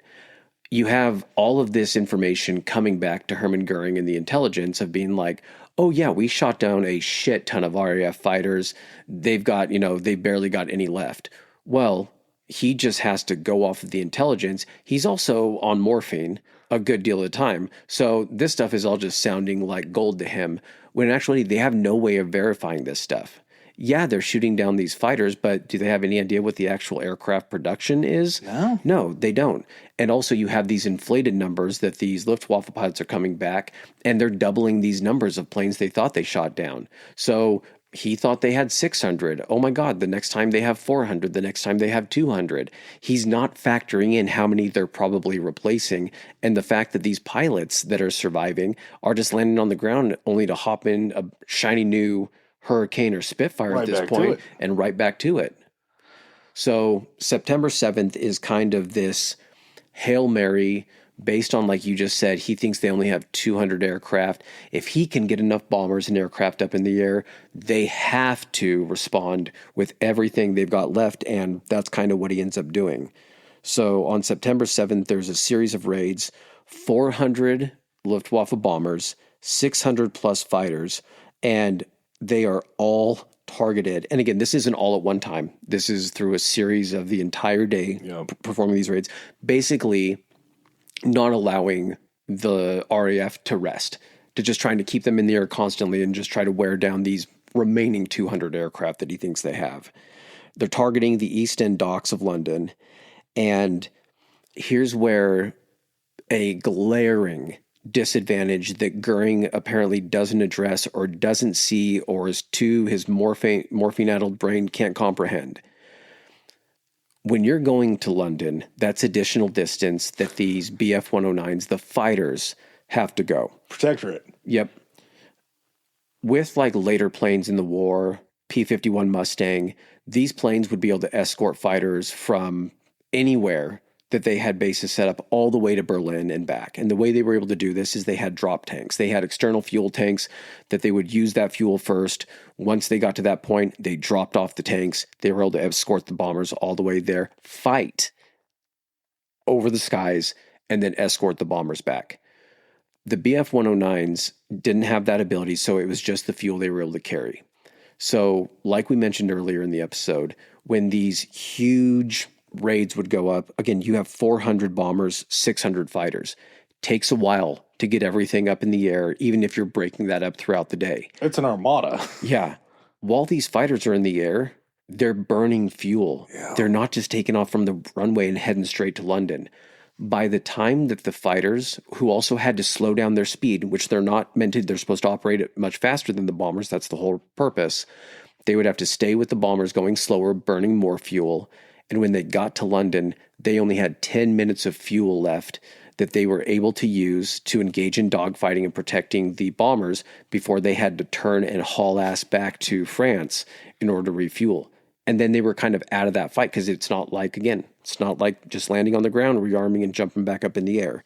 So they would get to the point where they would, be harassing them as much as possible. And the sooner they could get these fighters to engage in dogfighting, the better, because as soon as you were in a dogfight, those fighters had to basically crank up their speed, burning more fuel to try to take out these fighters or try to get away from these fighters. Some of the fighters never even made it to London, because they didn't have enough gas or they ran out of ammo early. So you have these huge groups that are actually heading over and only having 10 minutes to try to respond to all of these RAF planes, which you're looking around, you're like, there's a lot more than 200 of these planes that have been harassing us this entire time. This is also officially the start of what's known as the Blitz. This is the first campaign of 57 consecutive days that London is bombed. Nights. So for this one is a huge daylight raid. Yeah, but that's 57 consecutive nights. That's not even accounting for the days that they were being bombed. So they were being bombed day and night sometimes. For 2 months. For 2 months straight, all the way until November 2nd. And then, of course, the Blitz still takes place after that. This is just literally night after night after night. And that's why this is such a fatal flaw. Not to cut you off again, but you're starting to see the abilities that you have in grinding down these bases and these airfields. You're not taking down enough aircrafts to make it a big deal, but at the same time, you're starting to kind of see that there's maybe a chance that you can ride this out, and then you completely take a 90-degree turn away from that. Mm-hmm. This is Sea Lion's pretty much in the past. We're going to talk about the indefinite suspension of Sea Lion here very soon, but even if you can't do Sea Lion, if you can hold the RAF down and gain air supremacy, that's going to mean a lot, depending on how else you're going to get over there. But they walked away from it because they were so pissed off about what happened in Berlin. Yeah. They let emotion drive a decision. And morphine. Yeah, and meth. morphine, yes. And whatever, Pervitin or whatever Hitler was Whatever on. fucking cocktail. It's like you said, I do think that there was some type of hostess that just walked around during these meetings that had a cart of different like narcotics and all this kind of shit and needles and tie-offs and would just be like, oh, what would you like, sir? Hitler's like, I'll have the Hitler special. Give me the Hitler cane. Mm-hmm. And once they turn away from these airfields, it's the greatest thing that can happen for the RAF because now they have time. Now the grind that was going on with these RAF pilots, they're starting to be able to get a night of sleep. They're starting to not have to come in and just blast themselves with 100% oxygen, get a little spotted dick in them, to have a day off. And from a mechanical standpoint, too, oh my God, our airfields aren't getting hit. Yeah. We're able to bring in more planes. We're able to repair the airfields. We're able to get everything back up to like full operational strength. Yeah, London is taking the hit and they're taking the lumps, but you basically just gave the one thing that you were trying to destroy, you basically just gave it a breather and a reprieve. And now it's like, okay, now we take advantage. And your guys didn't get a reprieve. Exactly. Your German pilots are still pounding away at breakneck speed, at a speed that they're not going to be able to maintain. They said that there was a lot of times in these German camps where they would have these mysterious engine misfires that they couldn't send planes up, which means those pilots couldn't go up because they were just so goddamn tired. Yeah. And also, how many days of losing more than they're losing are you just like, they're just throwing us into the meat grinder. The demoralization, just even on the Luftwaffe side of being like, the reports coming back from bomber pilots and bomber crews of just being like, there were more than 200 planes. Yeah. And then all Goering hears is like, but we took some out, right? Like how many more than 200? But we took a bunch out, right? So they're less than 200 now. Perfect. Let's go ahead and launch another air raid. I think this will be the one that'll actually end up finishing off the RAF. We're almost there. We're almost at the finish line. Hilariously, we talked about pilots having friends and stuff like that on the British side. Same thing on the German side. Yeah. They still have, even though they're assholes, they still have emotions and still have to know that even if you got your plane or you didn't get your plane shot down, if you ran out of fuel and landed in the channel or didn't make it back, you just weren't coming back. You were fighting so many other factors. For the British, it was this. We are fighting the Luftwaffe, and we're fighting gravity. The Luftwaffe are like, okay, we have to get across the channel. We have to worry about fuel. We have to then worry about all of the RAF. We have to worry about getting shot down over there and bailing out if we can even get out of our planes. Then we have to worry about being taken prisoner. Even if we do end up reaching our target, we then have to get back where we're going, hoping we have enough fuel and that we haven't burned so much that we're going to have to end up ditching in the channel, which probably means certain death. Yeah. Unless we land right next to a ship or some shit like that. Yep. The Germans were sending in, like, to recover pilots in the English Channel, they were sending in float planes that basically had, like, a giant red cross painted on the top of them. And at one point, Churchill was like, just fucking shoot them down. Because if they're getting so close, they're doing reconnaissance. You're telling me that none of those pilots on their way in or on their way out aren't taking locations of convoys or searching for convoys under the auspices of just looking for pilots? He's like, we're at a point now where, guess what? Obviously, gloves are off. You're now going after London nonstop. Fuck your planes with their little red crosses on them. Yeah, Churchill. I mean, we'll talk about him here in a second, I guess. Do you have anything for September 15th? Oh no, but we're at September 15th. Battle of Britain Day. Yes, and there's a reason for this. This is the midway of the Battle of Britain. This is the turning point. Goering, again, he needs one. Hey, Adolf, give me one more shot. I got one more in me. Wants to launch 2 just massive raids. And these raids end up getting beaten back by the RAF. Churchill is at Group 11 headquarters, Fighter Command headquarters, watching this happen on the 15th. And it doesn't become Battle of Britain Day until well after the Battle of Britain, when they're able to take stock and see how impactful this day was. Was this when they told Churchill that he wasn't allowed to smoke the cigar, so he just gnawed on it the entire time? Yeah. And so every fighter from Group 11 is scrambled to take on these waves. Just Group 11 was able to launch 250 fighters. So just that one group out of 4 already exceeded what Herman thought that they were actually dealing with. You get 60 Luftwaffe planes shot down to 26 RAF planes shot down.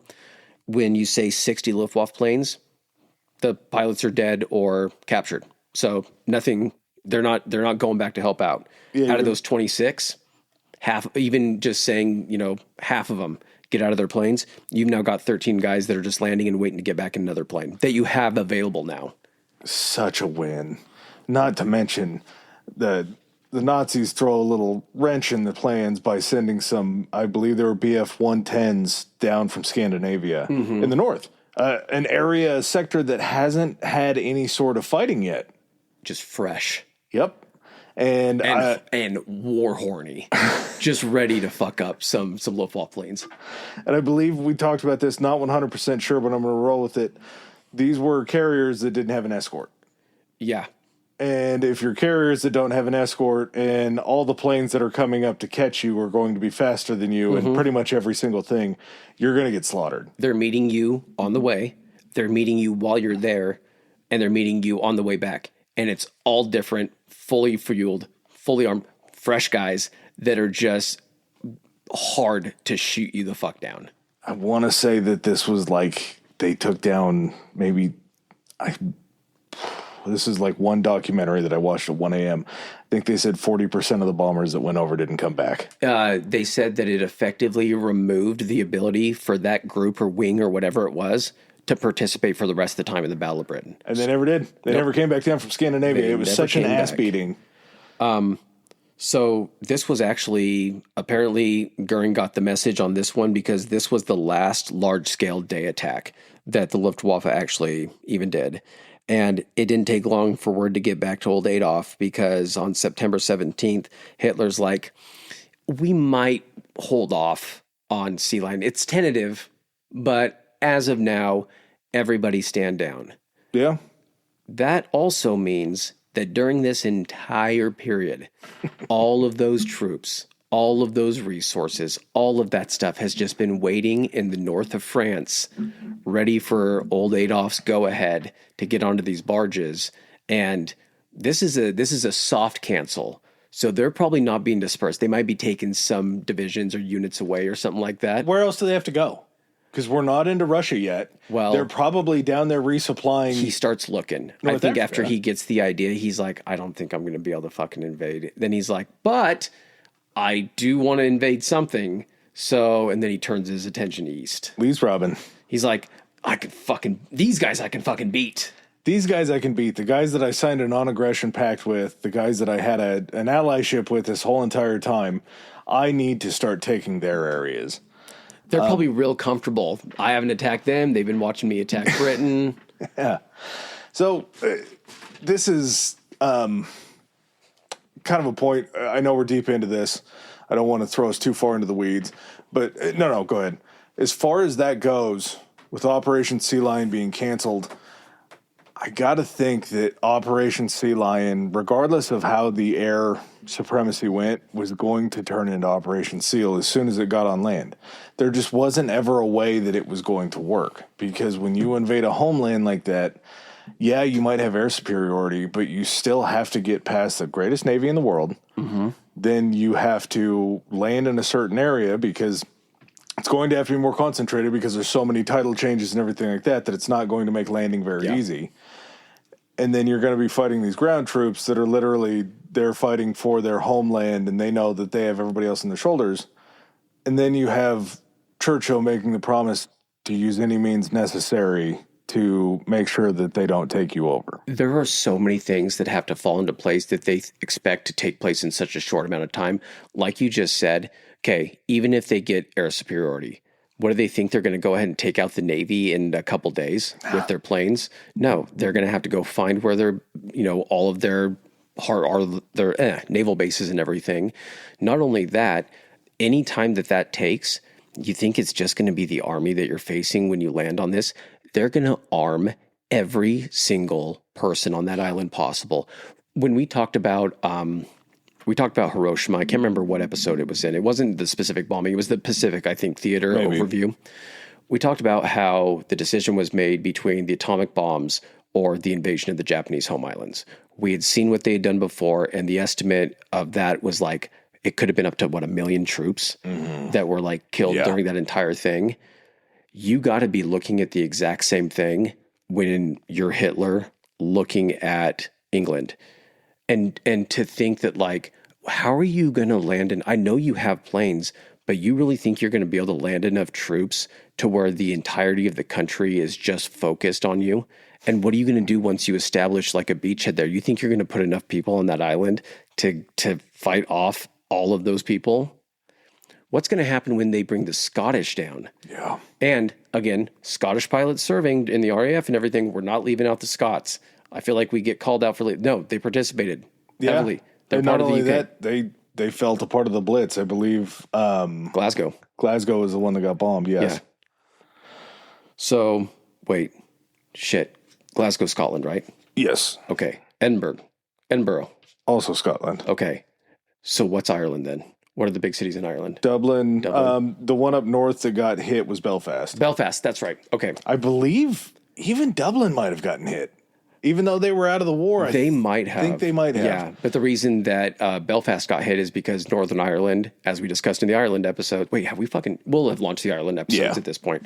Part of the UK. So that's just weird. They're like, we're just going to bomb this little section of Northern Ireland. Boat building. I mean, that might have been part of it, was to try to maybe hamper the Navy. That was huge up in Scotland, I believe as well. Yeah, and they had a couple naval bases up there in Scotland that were kind of out of reach of the Luftwaffe. But as far as it goes, Operation Sea Lion was never going to work. It's a fucking pipe dream. Yeah, and not to mention when I say Churchill says by any means necessary, I think was more of a nod towards if you get on our soil, we're going to gas you. Yeah, the other thing too is like, just think about it. Yeah, you have air supremacy, but at the same time, there is going to be that time lapse between you gaining air supremacy and being able to actually get your guys on the ground. You think that they're not just going to be like, we're going to keep building a shit ton of planes. Mm-hmm. We're going to go ahead and keep them in secret. And then if they try to go ahead and launch a raid, we're just going to launch all our planes and take out this invasion force. It was the dream of someone that is on a lot of drugs. Yeah. I mean, that's just kind of how it goes. So these day raids just turn into night raids at this point. And the idea has shifted. Now Hitler is more in a mind of, if we can crush morale, maybe try to push for peace still.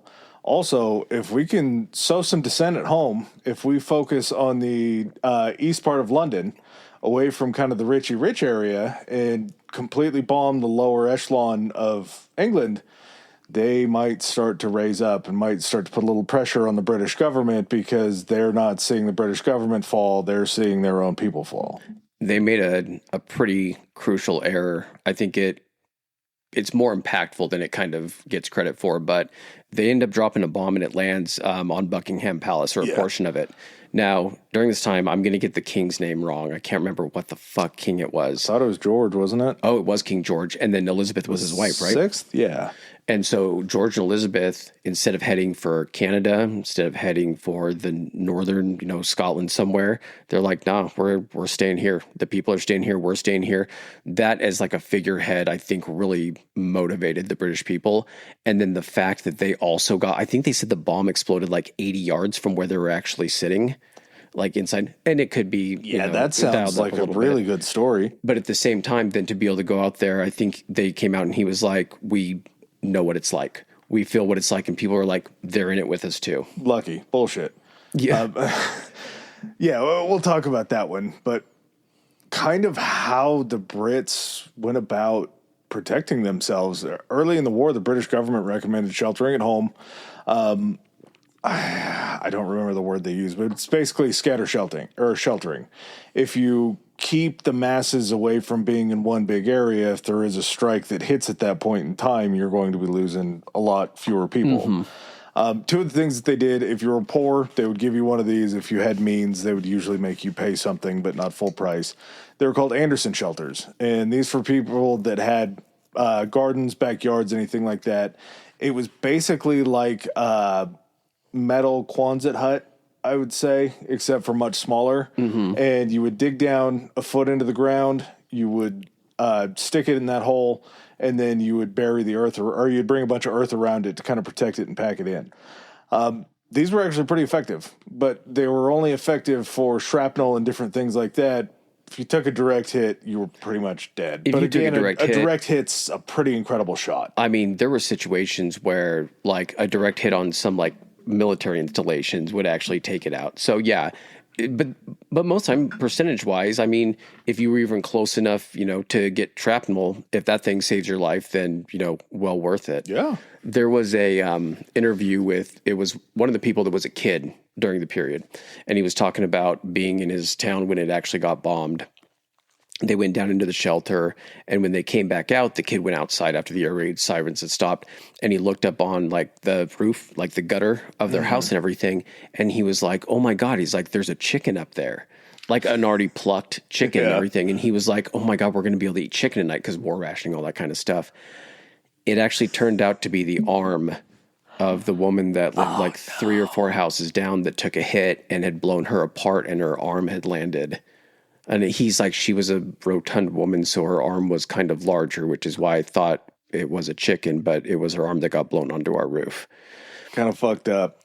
And yeah, that's the other thing too, is like, and we'll touch on the Blitz a little bit and everything at the end of this, but just the fact of feeling unsafe during that entire time frame, not just the consecutive bombings, but man, some of this shit, like if you were living in London or these towns, and it became kind of a normal sight for you to pop out of your shelter, do whatever, and just your neighborhood was just rubble. Or they said, when kids, they would describe them, they're like, it looked like someone just sliced a building in half like a cake. Like you could see the wallpaper of the rooms and you could see their furniture still sitting there, but everyone was dead and the building was just broken in half. Yeah, and it brings us to, what do you do if you don't have a backyard for an Anderson shelter? The underground, baby. Well, they actually gave out these things called Morrison shelters for people that lived in apartments or people that didn't have backyards. And it literally looks like a table with like a wire mesh on the outside of it. And so after you get done eating or whatever, you hear the air raid siren, you lift up one of the sides of it, everybody crawls in underneath this table, you close it down. And again, it's great because shrapnel or anything like that, if a wall gets blown out, a window gets blown out, it's going to protect you.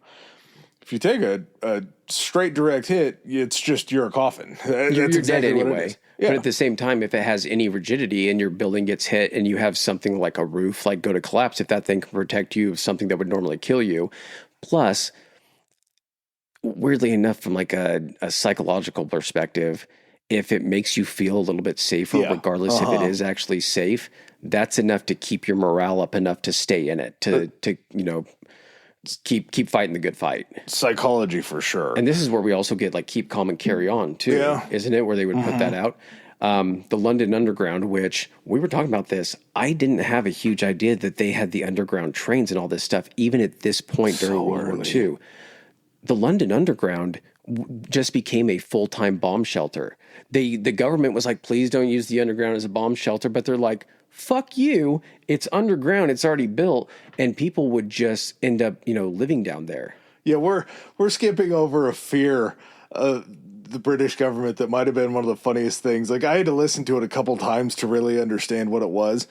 The government didn't want them going down into the tubes and into the stations for a fear that there would become a groundswell of subterranean politics. That they would go down there and they would start rallying against the government. It's like the meeting in the beer halls, like when Hitler was rising to power. It was like, we don't want them meeting and disgruntled people talking about how this sucks and what they should do to change it. They believed that there would be such a fear among these people of coming up to the outside world that they would just create this underground city to live in. It was just scared shitless people that were down there with their families just huddled together waiting for the bombing to be over. Like, they were concerned that London was going to turn into the mole people. I don't know. They just thought that they wouldn't come up? We were afraid of a development of a subterranean society. There was another story about a woman who was like 8 months pregnant, and she was visiting her mom and dad, and the air raid sirens went off, and her mom was like, I'll go get the bags. We're going to head for the underground. And this had happened several times, and they already knew that their dad wasn't coming with them. He sat in his chair, lit up his pipe, and he's like, I ain't letting Hitler drive me from my home. They go to the underground. The bombs end up getting very close, which that's a whole nother fucking bag of trying to understand what that feels like. When the planes were dropping, they're moving forward. And so the blast path for one plane, the first bomb out is going to land way behind the next bomb, way behind, but also before it. So you're hearing boom, boom, boom, and they're getting closer. And all you're thinking of is, am I in the line? And are there enough bombs to get? And so they're in this shelter. She's with her mom. They said one had to have landed on top of him. It shook plaster down. People were covered in dust. She goes into labor. Thankfully, there was like an ex-midwife down there that delivered the baby. So this woman goes down pregnant, stays there for a day, comes out with a baby. They walk to their house. The house is destroyed. The dad's dead. But those are just probably those aren't probably that uncommon. Just situations like that occurred during this there was probably an entire generation of Blitz kids that were born during the Blitz. Yeah. That were born into this. Well, so much of it is they talk about the resolve, the British resolve that this happens and how it brings the people together. And I'm not going to shit on it. I think this is a bit of a propaganda tool as far as definitely. like London Strong and all that stuff.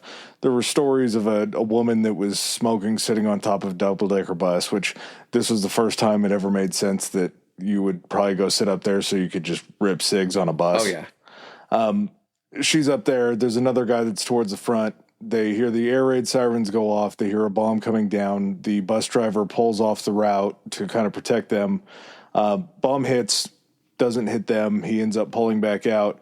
And the woman said that as soon as they heard the bomb coming down, the guy walked to the back of the bus. He sat next to her. He held her hand. And as soon as the bomb hit and they were okay, he just walked back up to the front of the bus. There was such a unity from these people that were trying to keep each other strong.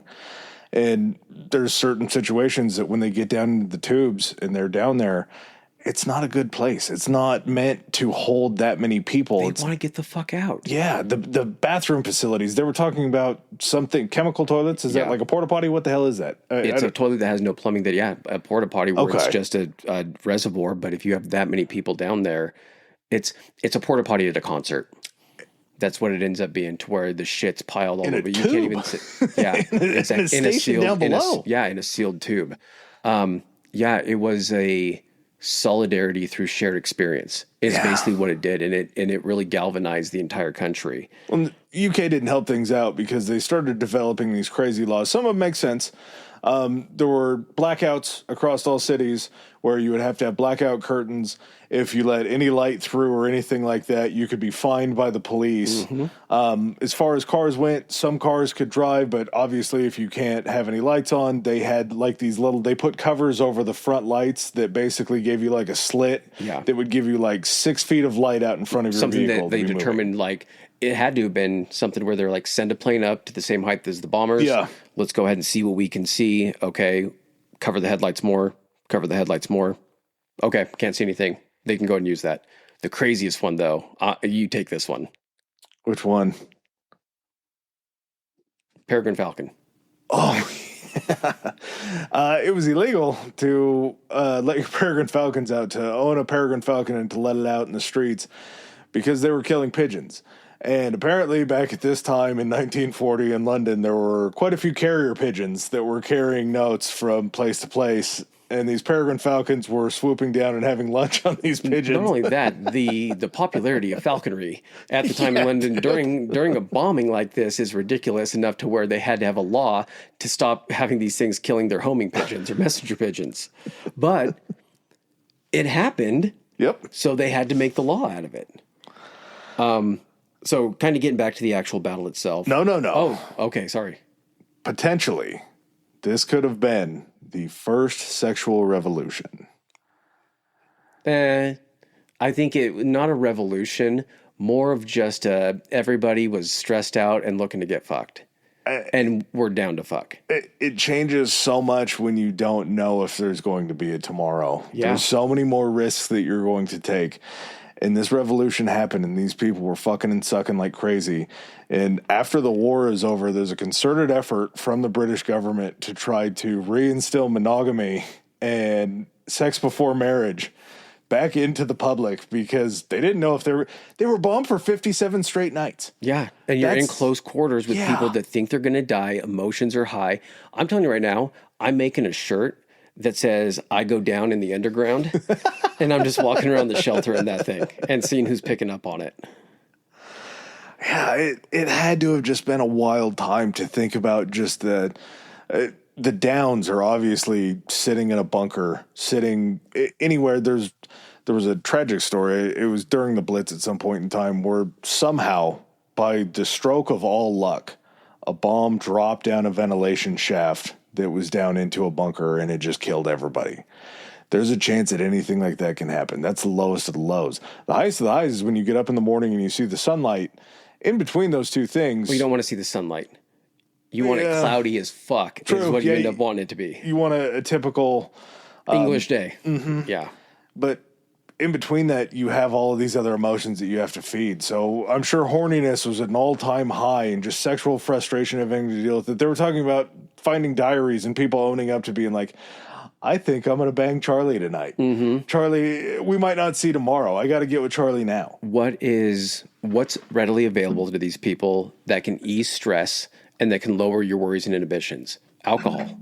Yeah. These people are also drinking to get through the stress, and I don't fucking blame them. No. But at the same time, you're a little sauced, you're down in the underground, someone starts looking a little bit good, they're in the same mood as you are, you go find yourself a dark corner or a blanket to cover up with, and you get busy. Because guess what?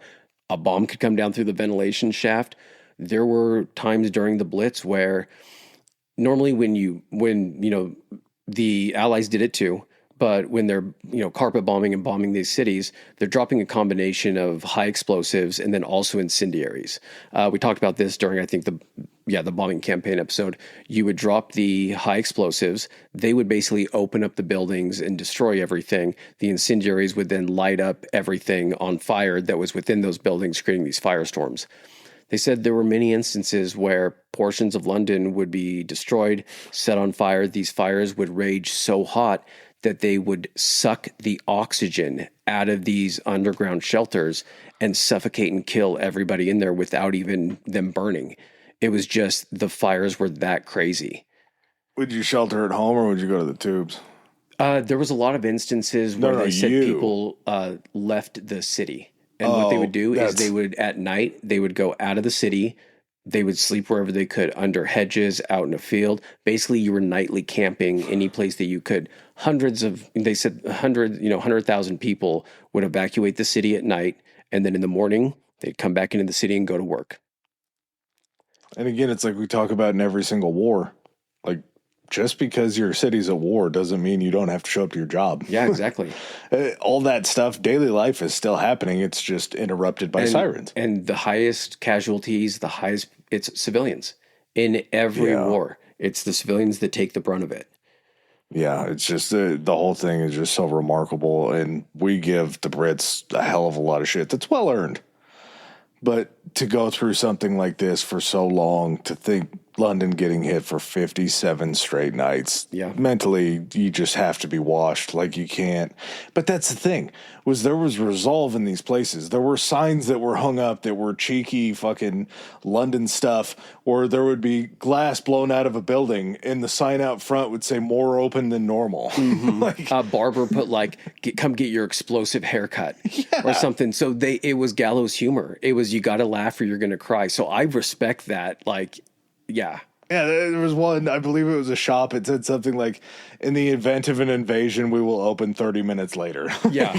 You're even just throwing the worst case scenario out to try to at least give somebody a smile or a laugh.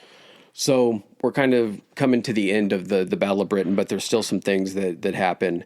October 14th.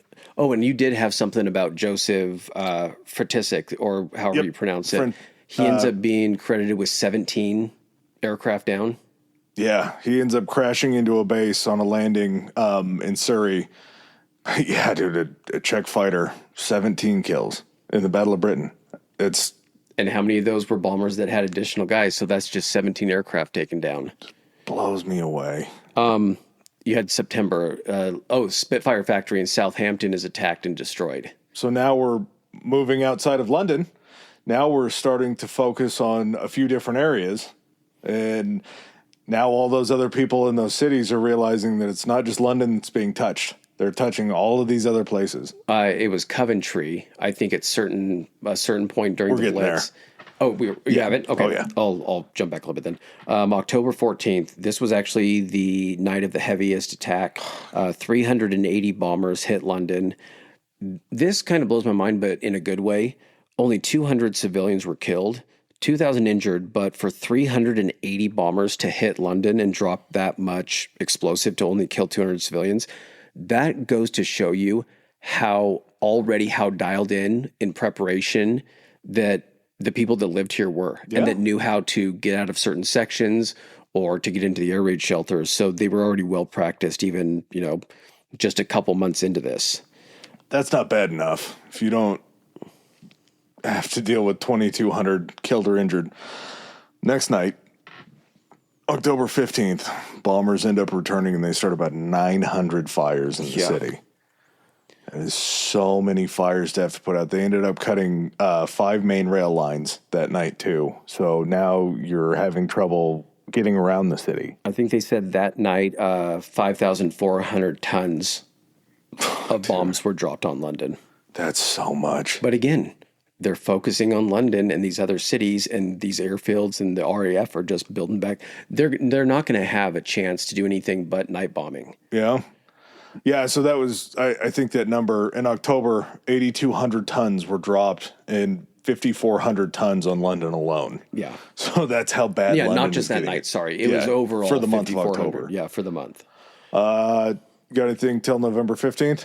October 31st is when officially Britain is like, this is the end of the Battle of Britain. We have won the Battle of Britain. Anything else that's going to go forward is just going to be considered the Blitz. We don't know how long this is going to go on, but the Battle of Britain is over. We feel confident that also due to just the simple fact of the weather and the English Channel, they're not able to launch a invasion or anything like that. Yeah. So November 15th and 16th, or 14th to 15th, November 14th is the beginning of the Blitz on Coventry that you were just talking about. And the Blitz on Coventry ends up lasting more than 10 hours. Just basically leveled the city. I think 60% of the city was destroyed. Unbelievable. And then a very old standing cathedral or something like that is also destroyed. Apparently, this was a moment to be super, super proud of for the Luftwaffe and for Hitler, because he coined the term Coventrized as a term to describe when a city like that gets decimated. Like a dickhead. Yeah, no shit. November 15th, almost every borough in London is hit with this new bomb. This new bomb that people have no idea what's going on. Londoners nicknamed it Satan. And what this bomb was a time release bomb. So it would hit, and then X number of seconds after it would strike the ground, it would explode. So now you're talking about a bomb that if it doesn't explode on impact, if it hits, you think everything's okay, then it explodes and there's just fires everywhere. During that night, Westminster Abbey is hit. So we're talking about the King and Queen's home. Oh, shit. That also allows it to, if it hits it, think of it in the sense of a 3-story building. Yeah. Oh, it has time to... Hits, it's like a bunker buster. Because normally if it hits that top section, if it's activated by hitting that thing, it's blowing that up. Of course, the building's going to be trashed, but if you're down in the basement or on the first floor, you might have a chance to survive. If that thing is delayed for any time and it punches through a couple floors, yeah. And then the whole building comes down because it takes out the foundation. Just awful. It's a terrible weapon to use. We're still talking about this is in the time frame of the Blitz. We're not talking about later on in the war when the V2s start raining down. Yeah. This is the first time that they get hit. This isn't the last time. This also, man, we're in 40. Yeah. We're in 1940. Pearl Harbor isn't going to happen for almost more than a year. Mm-hmm. I think this is what also gets lost on people that just have that cursory American knowledge of World War II, is where it starts in 1941. We go to war with Japan, then in 44, D-Day, all that kind of stuff. Europe was in this shit, and England and the UK were in this shit hard from a very, very early point. Yeah, just incredible. National Portrait Gallery hit. This is kind of a shame because England took all that time and all those thousands of years to collect basically all of these artifacts from all the places that they had robbed and stolen from. I was going to say collect. Yeah, well. Commandeer, steal. Forcibly collect. And now they're just at the mercy of these Germans. December 29th, anything before that? No. December 29th, the heaviest night of the Blitz bombing.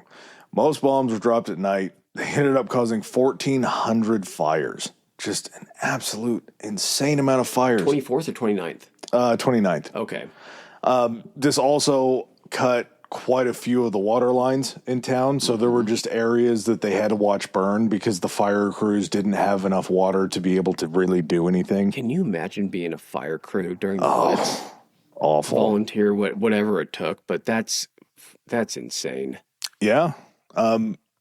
Just absolutely disgusting that we're still talking about this in December. Like, this just keeps continuing and going on, and it runs till May 10th. I mean, we're talking about May 10th again.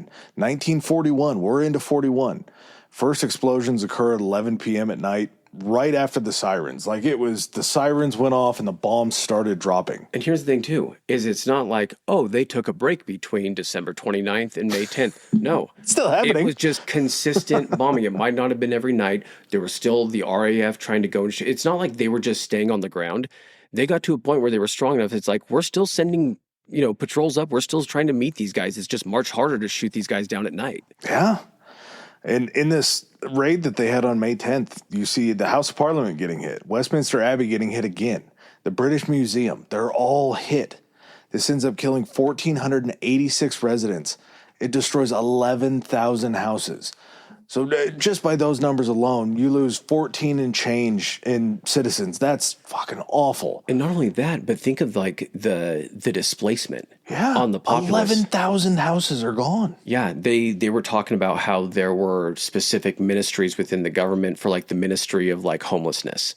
And it was their job to essentially have these crews going out determining, hey, can we repair this building? Can we get people back into this building? Can we, construct new buildings? Where do we need to build these things at? So they were constantly just in this mode of destruction, rebuild while it was going on, only to probably then see shit get blown up a week later that they just tried to rebuild. Yeah. And then to stick with it. There has to be so much of that going on.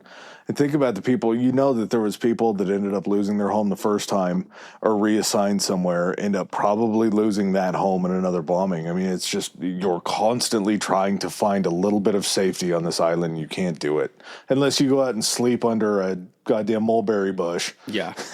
And even then you don't know if a bomber's going to go off course. It's less likely, but you come back in, you hit your 9 to 5, you stop by the pub for a beer or two, and then you're fucking back out in the sleeping bag. Mm-hmm. May 10th, May 11th, that was kind of the last hurrah. Hitler ends up abandoning the Blitz at this point in time and starts reassigning the Luftwaffe east to start preparing for Barbarossa. You're starting to look to the east. You're starting to look at Russia. And you're thinking, that's insane. Why would you do that? Hitler, again, an insane man that thinks, okay, after I go mop up Russia, then I can come back and start playing with Britain again. This was a foregone conclusion that Russia was just going to fall. I've been making a mistake over with England and all these bombings for the last few months. I'm going to turn my attention over here and make the biggest mistake yet that I've made of the war and pick a fight with the Soviet Union or Russia at the time, sorry. Just a wild, wild thought process. But again, you can't get in this guy's mind. We did 2 full episodes on him and just can't still get to the bottom of it. To get into some of these casualties and losses during the Battle of Britain, and again, these numbers get muddy. The Battle of Britain numbers obviously are going to go into the Blitz numbers to a certain extent because the Blitz started after the Battle of Britain, but it also occurred during the Battle of Britain. So it would have been September 7th was the start of the Blitz. Yep. And then, so it was almost 2 months. So the Blitz overlapped almost 2 months, like a week shy of 2 months. Yeah, so all these numbers some of them are running together. I guess we could try to put them all together, but the double numbers would make it tough. Flight Command lost 1,542. There were 422 wounded. They lost 1,744 aircraft destroyed. That's a lot of aircraft in that amount of time for the Battle of Britain that didn't last as long. 1,542 killed, 422 wounded. You're so lucky that you're over England to be able to make sure that all of those wounded guys you get back. Here's the other thing, too. Battle of Britain, we talked about Fighter Command a lot. Other things are still going on. Coastal Command is still protecting, the areas of the waters and everything like that are close. You also have Bomber Command that is not just sitting idly by. They're doing what they have to do to try to ease some pressure up. They're going after refineries, outside of England. They're going over to Scandinavia. They're maybe trying to dip their toe into France a little bit. Whereas Fighter Command, I think you said it was like 500 and something, were actually...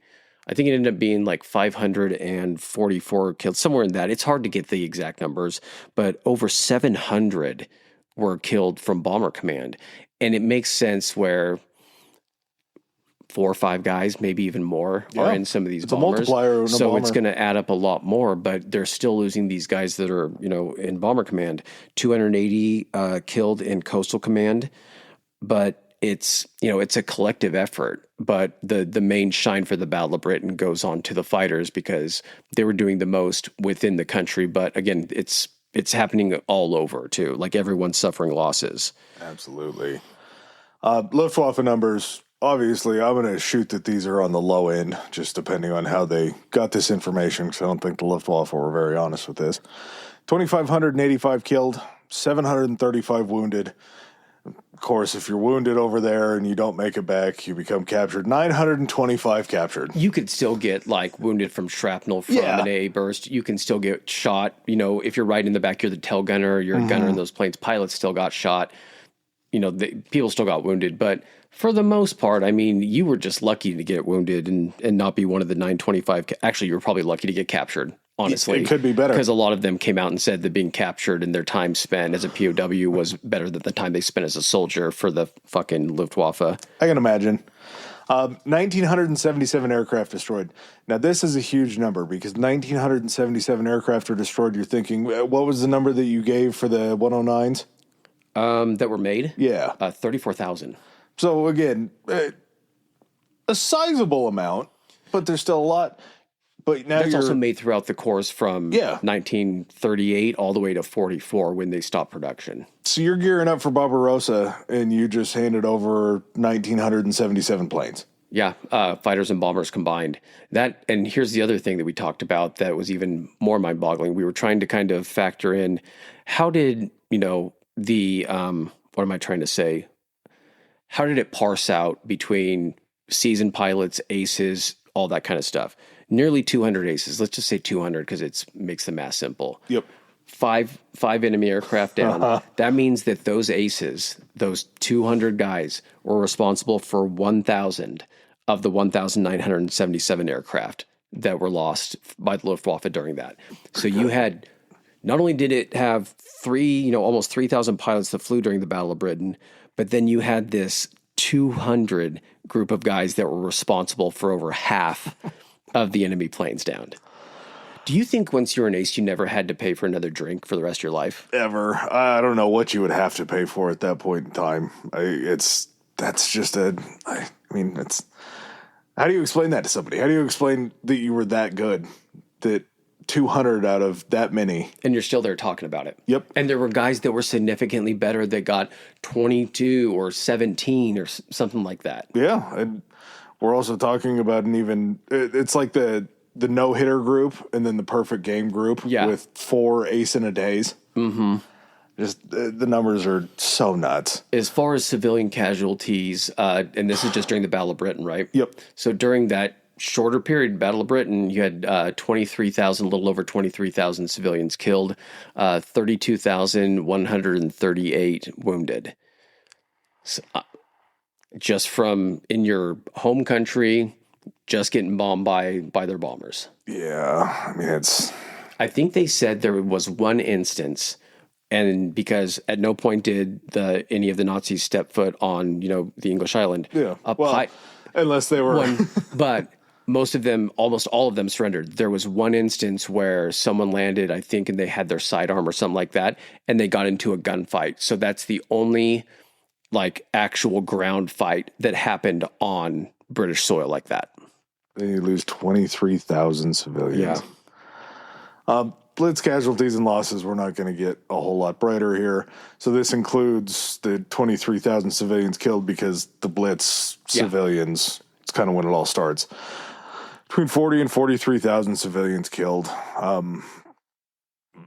within your own country, just trying to stay alive. There were another 46,000 to 139. 139 feels a little high, but I don't know what the population was. You could probably call it right around 100,000 injured.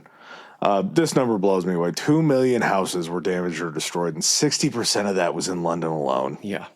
The city's leveled. There's a lot of houses in London, but 2 million houses and 60% of them, it's a shitload of houses. 1.2 million of those houses were just in the city of London. Mm-hmm.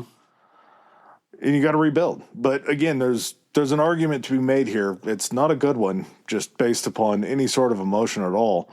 But a lot of the reasons I've heard that Europe is so much further along in mass transit and being able to move people so much more efficiently than having to use cars is because they had an ability to rebuild these cities in a better way. Yeah. Coventry was one that I think was really kind of maximized as far as you lose that many houses, that 60%, whatever it was of your city. When you're going through and planning it and you're rebuilding it, you're looking at ways to make mass transit more efficient. Yeah. So you get to clear the board and kind of rebuild as with whatever advantages or advances have been made available. So again, bad thing that it happened, but sometimes better things can happen. Yeah. Along with that, Luftwaffe casualties, these losses, 3,363 aircrew were either killed or injured, 2,265 aircraft lost. So again, the numbers are going to swell. And that's during the Blitz as well. Yeah. Yeah. So the amount of aircraft lost going into trying to get to Barbarossa is just... And having nothing to show for it. If you really factor a black eye. You have nothing to show for it. You didn't take over the UK. You didn't even really weaken them. If anything, you ramped up their production and got them into even better war footing for the rest of it. And you lost that many resources. And guess what? Those air crew, they're not easy to replace. No, they're truly not. There's not much else you can do. All right. Now we talk about two brothers. Yeah. These two guys, Patrick and Anthony Wood Scowen. It's hyphenated. Pretty interesting brothers. They're noted as the only brothers to die during the Battle of Britain. They were the only brothers to both receive the Distinguished Flying Cross. Yeah. Between the two of them, there were at least 20 shot down combined. That's pretty good numbers. Yeah. Just the way that these guys work, Patrick was the older brother. He actually went in first. They grew up together kind of out in a rural area and just did everything together. There were 2 years between the two of them, so they just kind of grew up as brothers, but also just friends too. So, of course, as soon as Patrick goes in, Anthony's going in right after him. Anthony had suffered from a pretty bad bout of tuberculosis as a kid and ended up being pretty visually impaired in one eye. Yeah. As he's going in to take the flight test, part of that is an eye test. Mm-hmm. And Anthony, being undeterred, goes ahead and talks to one of the guys that was walking out and asks him what the letters were, memorizes the letters, walks in, fakes it till he makes it, because they don't switch the eye chart. Yeah. That's not a thing back then, I guess. Ends up passing all of his tests. He gets it's like a special pair of goggles that had one. Which then how do you explain that? So I totally passed the eye test, but I'm going to need these goggles, to be able to see. Yeah, I think he probably had somebody outside of the military make them for him. Probably. But this dude went down a number of times. And I don't want to blame it on the bad eyesight, but there's a good chance that the reason that he had to bail out... There's a cause and effect here. Yeah. I want to say that he was shot down 4 times, which again, after that, you kind of got to start weighing how much machinery is this guy You wasting? start looking at your goggles being like, maybe these things aren't working. One of the special things about Patrick and Anthony's relationship is they shared a love for the same woman. This woman named Bunny Bunny. began writing letters to Patrick. They were kind of old flames at home, and Patrick ends up just falling head over heels. He writes a letter home saying, "Today I got to fly a Spitfire, and I know what eighth heaven is like. Fifth, sixth, and seventh heaven are you, but eighth heaven is flying the Spitfire." And that was a common, comment about the Spitfire from anyone you talked to him, is it was just the greatest thing ever to fly. You and I have had this conversation about eventually videos and you going up in a plane. Spitfire is my one that I would go up in. I'll watch you do everything else, but if we get a chance to do a Spitfire, I'm going up. I'll take a seat to watch you do that. If it comes down to me. You're doing it too. Okay. Maybe you do it second. But they had this love affair going on with this same woman, and as Patrick is writing these doting letters, Anthony is really up in the ante here, and he starts to propose to Bunny. Oh, he was writing letters too. Yeah. Yeah, she had a correspondence with both of them, which I wonder if because they were in different squadrons and everything. So it's not like they were like, what did Bunny write to you? Well, what did Bunny write to you? How many X's and O's did you get? Does yours smell like perfume? Mine smells like perfume. Anthony ends up popping the question. Of course, Bunny, in the elegant way of the 1940s, said that I will marry you in a fortnight or some goofy shit like that. You asked me first. Patrick, being a good brother, says, Anthony got the girl. I'm willing to give you guys a down payment on a cottage when we get back from all of this. So the story of love is pretty cool between these two brothers, and it was not to be. No, it wasn't to be. Anthony ends up being shot down first. I believe he was September 1st. It was either September 1st or 2nd. No. Patrick gets shot down first. He ends up getting shot down. His chute doesn't deploy as it fails. This is on September 1st and ends up careening to the ground and dying. Very next day, Anthony's plane ends up getting shot down. He's too low for his chute to deploy, ends up passing away that way. The good thing about it was Anthony never found out about his brother going down the day before, so that wasn't really a play on his mind or anything like that. Again, nothing about this is good, but these two brothers were so good. These guys both received the Distinguished Flying Cross. They both combined put down 20 planes. You know who might have been better? Who? 303. 303 was pretty badass. 303, I believe this was the Polish, it was a foreign-speaking squadron. They were Poles. They ended up shooting down 126 German aircraft in 42 days. That is so many. When you have your mind singularly focused on revenge because they came in and took over your country and killed a bunch of your people, that's a pretty powerful motivator. The motivation of the Brits to protect their homeland is one thing. Having lost your homeland and knowing that this is your chance to try to contribute to take it back by being victorious here, that's another level. That's what gets you 126 confirmed downs. You got to think a lot of aces came out of the 303 because those numbers alone, 126 in 42 days. I mean, that's 3 a day. I think the best way to end this is not by something that comes out of our mouths, but something that came out of a certain German, I think he was a marshal, like a field marshal. He was the most famous. He was Marshal, can't remember his first name, but he was von Rundstedt. And Eric von Rundstedt, maybe? Sure. Okay. Adolf von Rundstedt, Eric von Rundstedt, one of those two. But he was captured over on the Eastern Front by the Russians. They knew what they had. They knew who he was. And during interrogation, they were asking him, being like, what was the most significant battle in World War II? Of course, they're expecting to hear Stalingrad or Moscow or anything like that. He looks right at him and he says, the Battle of Britain was the most impactful battle of the war.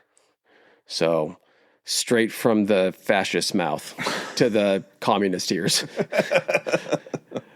But yeah, just an insane story, a huge what if throughout history if this thing had not worked out. But yeah, little 3,000 guys basically stood up against, and of course, all their air crews, all of the WAAFs back in, flight command, everybody, the bombers, all coming together, this little island country to basically just resist the push of fascism in Europe, and then basically allow the Russians to stay in it, allow a staging ground for the Americans to come to try to pitch in, to try to finish this thing off. So it can't be, overstated how important this battle, was. All because Churchill said, fuck peace. That's right. And I think that's a good way to end it. All right, guys. Well, you guys got another long one, so congrats on that. And I guess we'll catch you next time. Peace.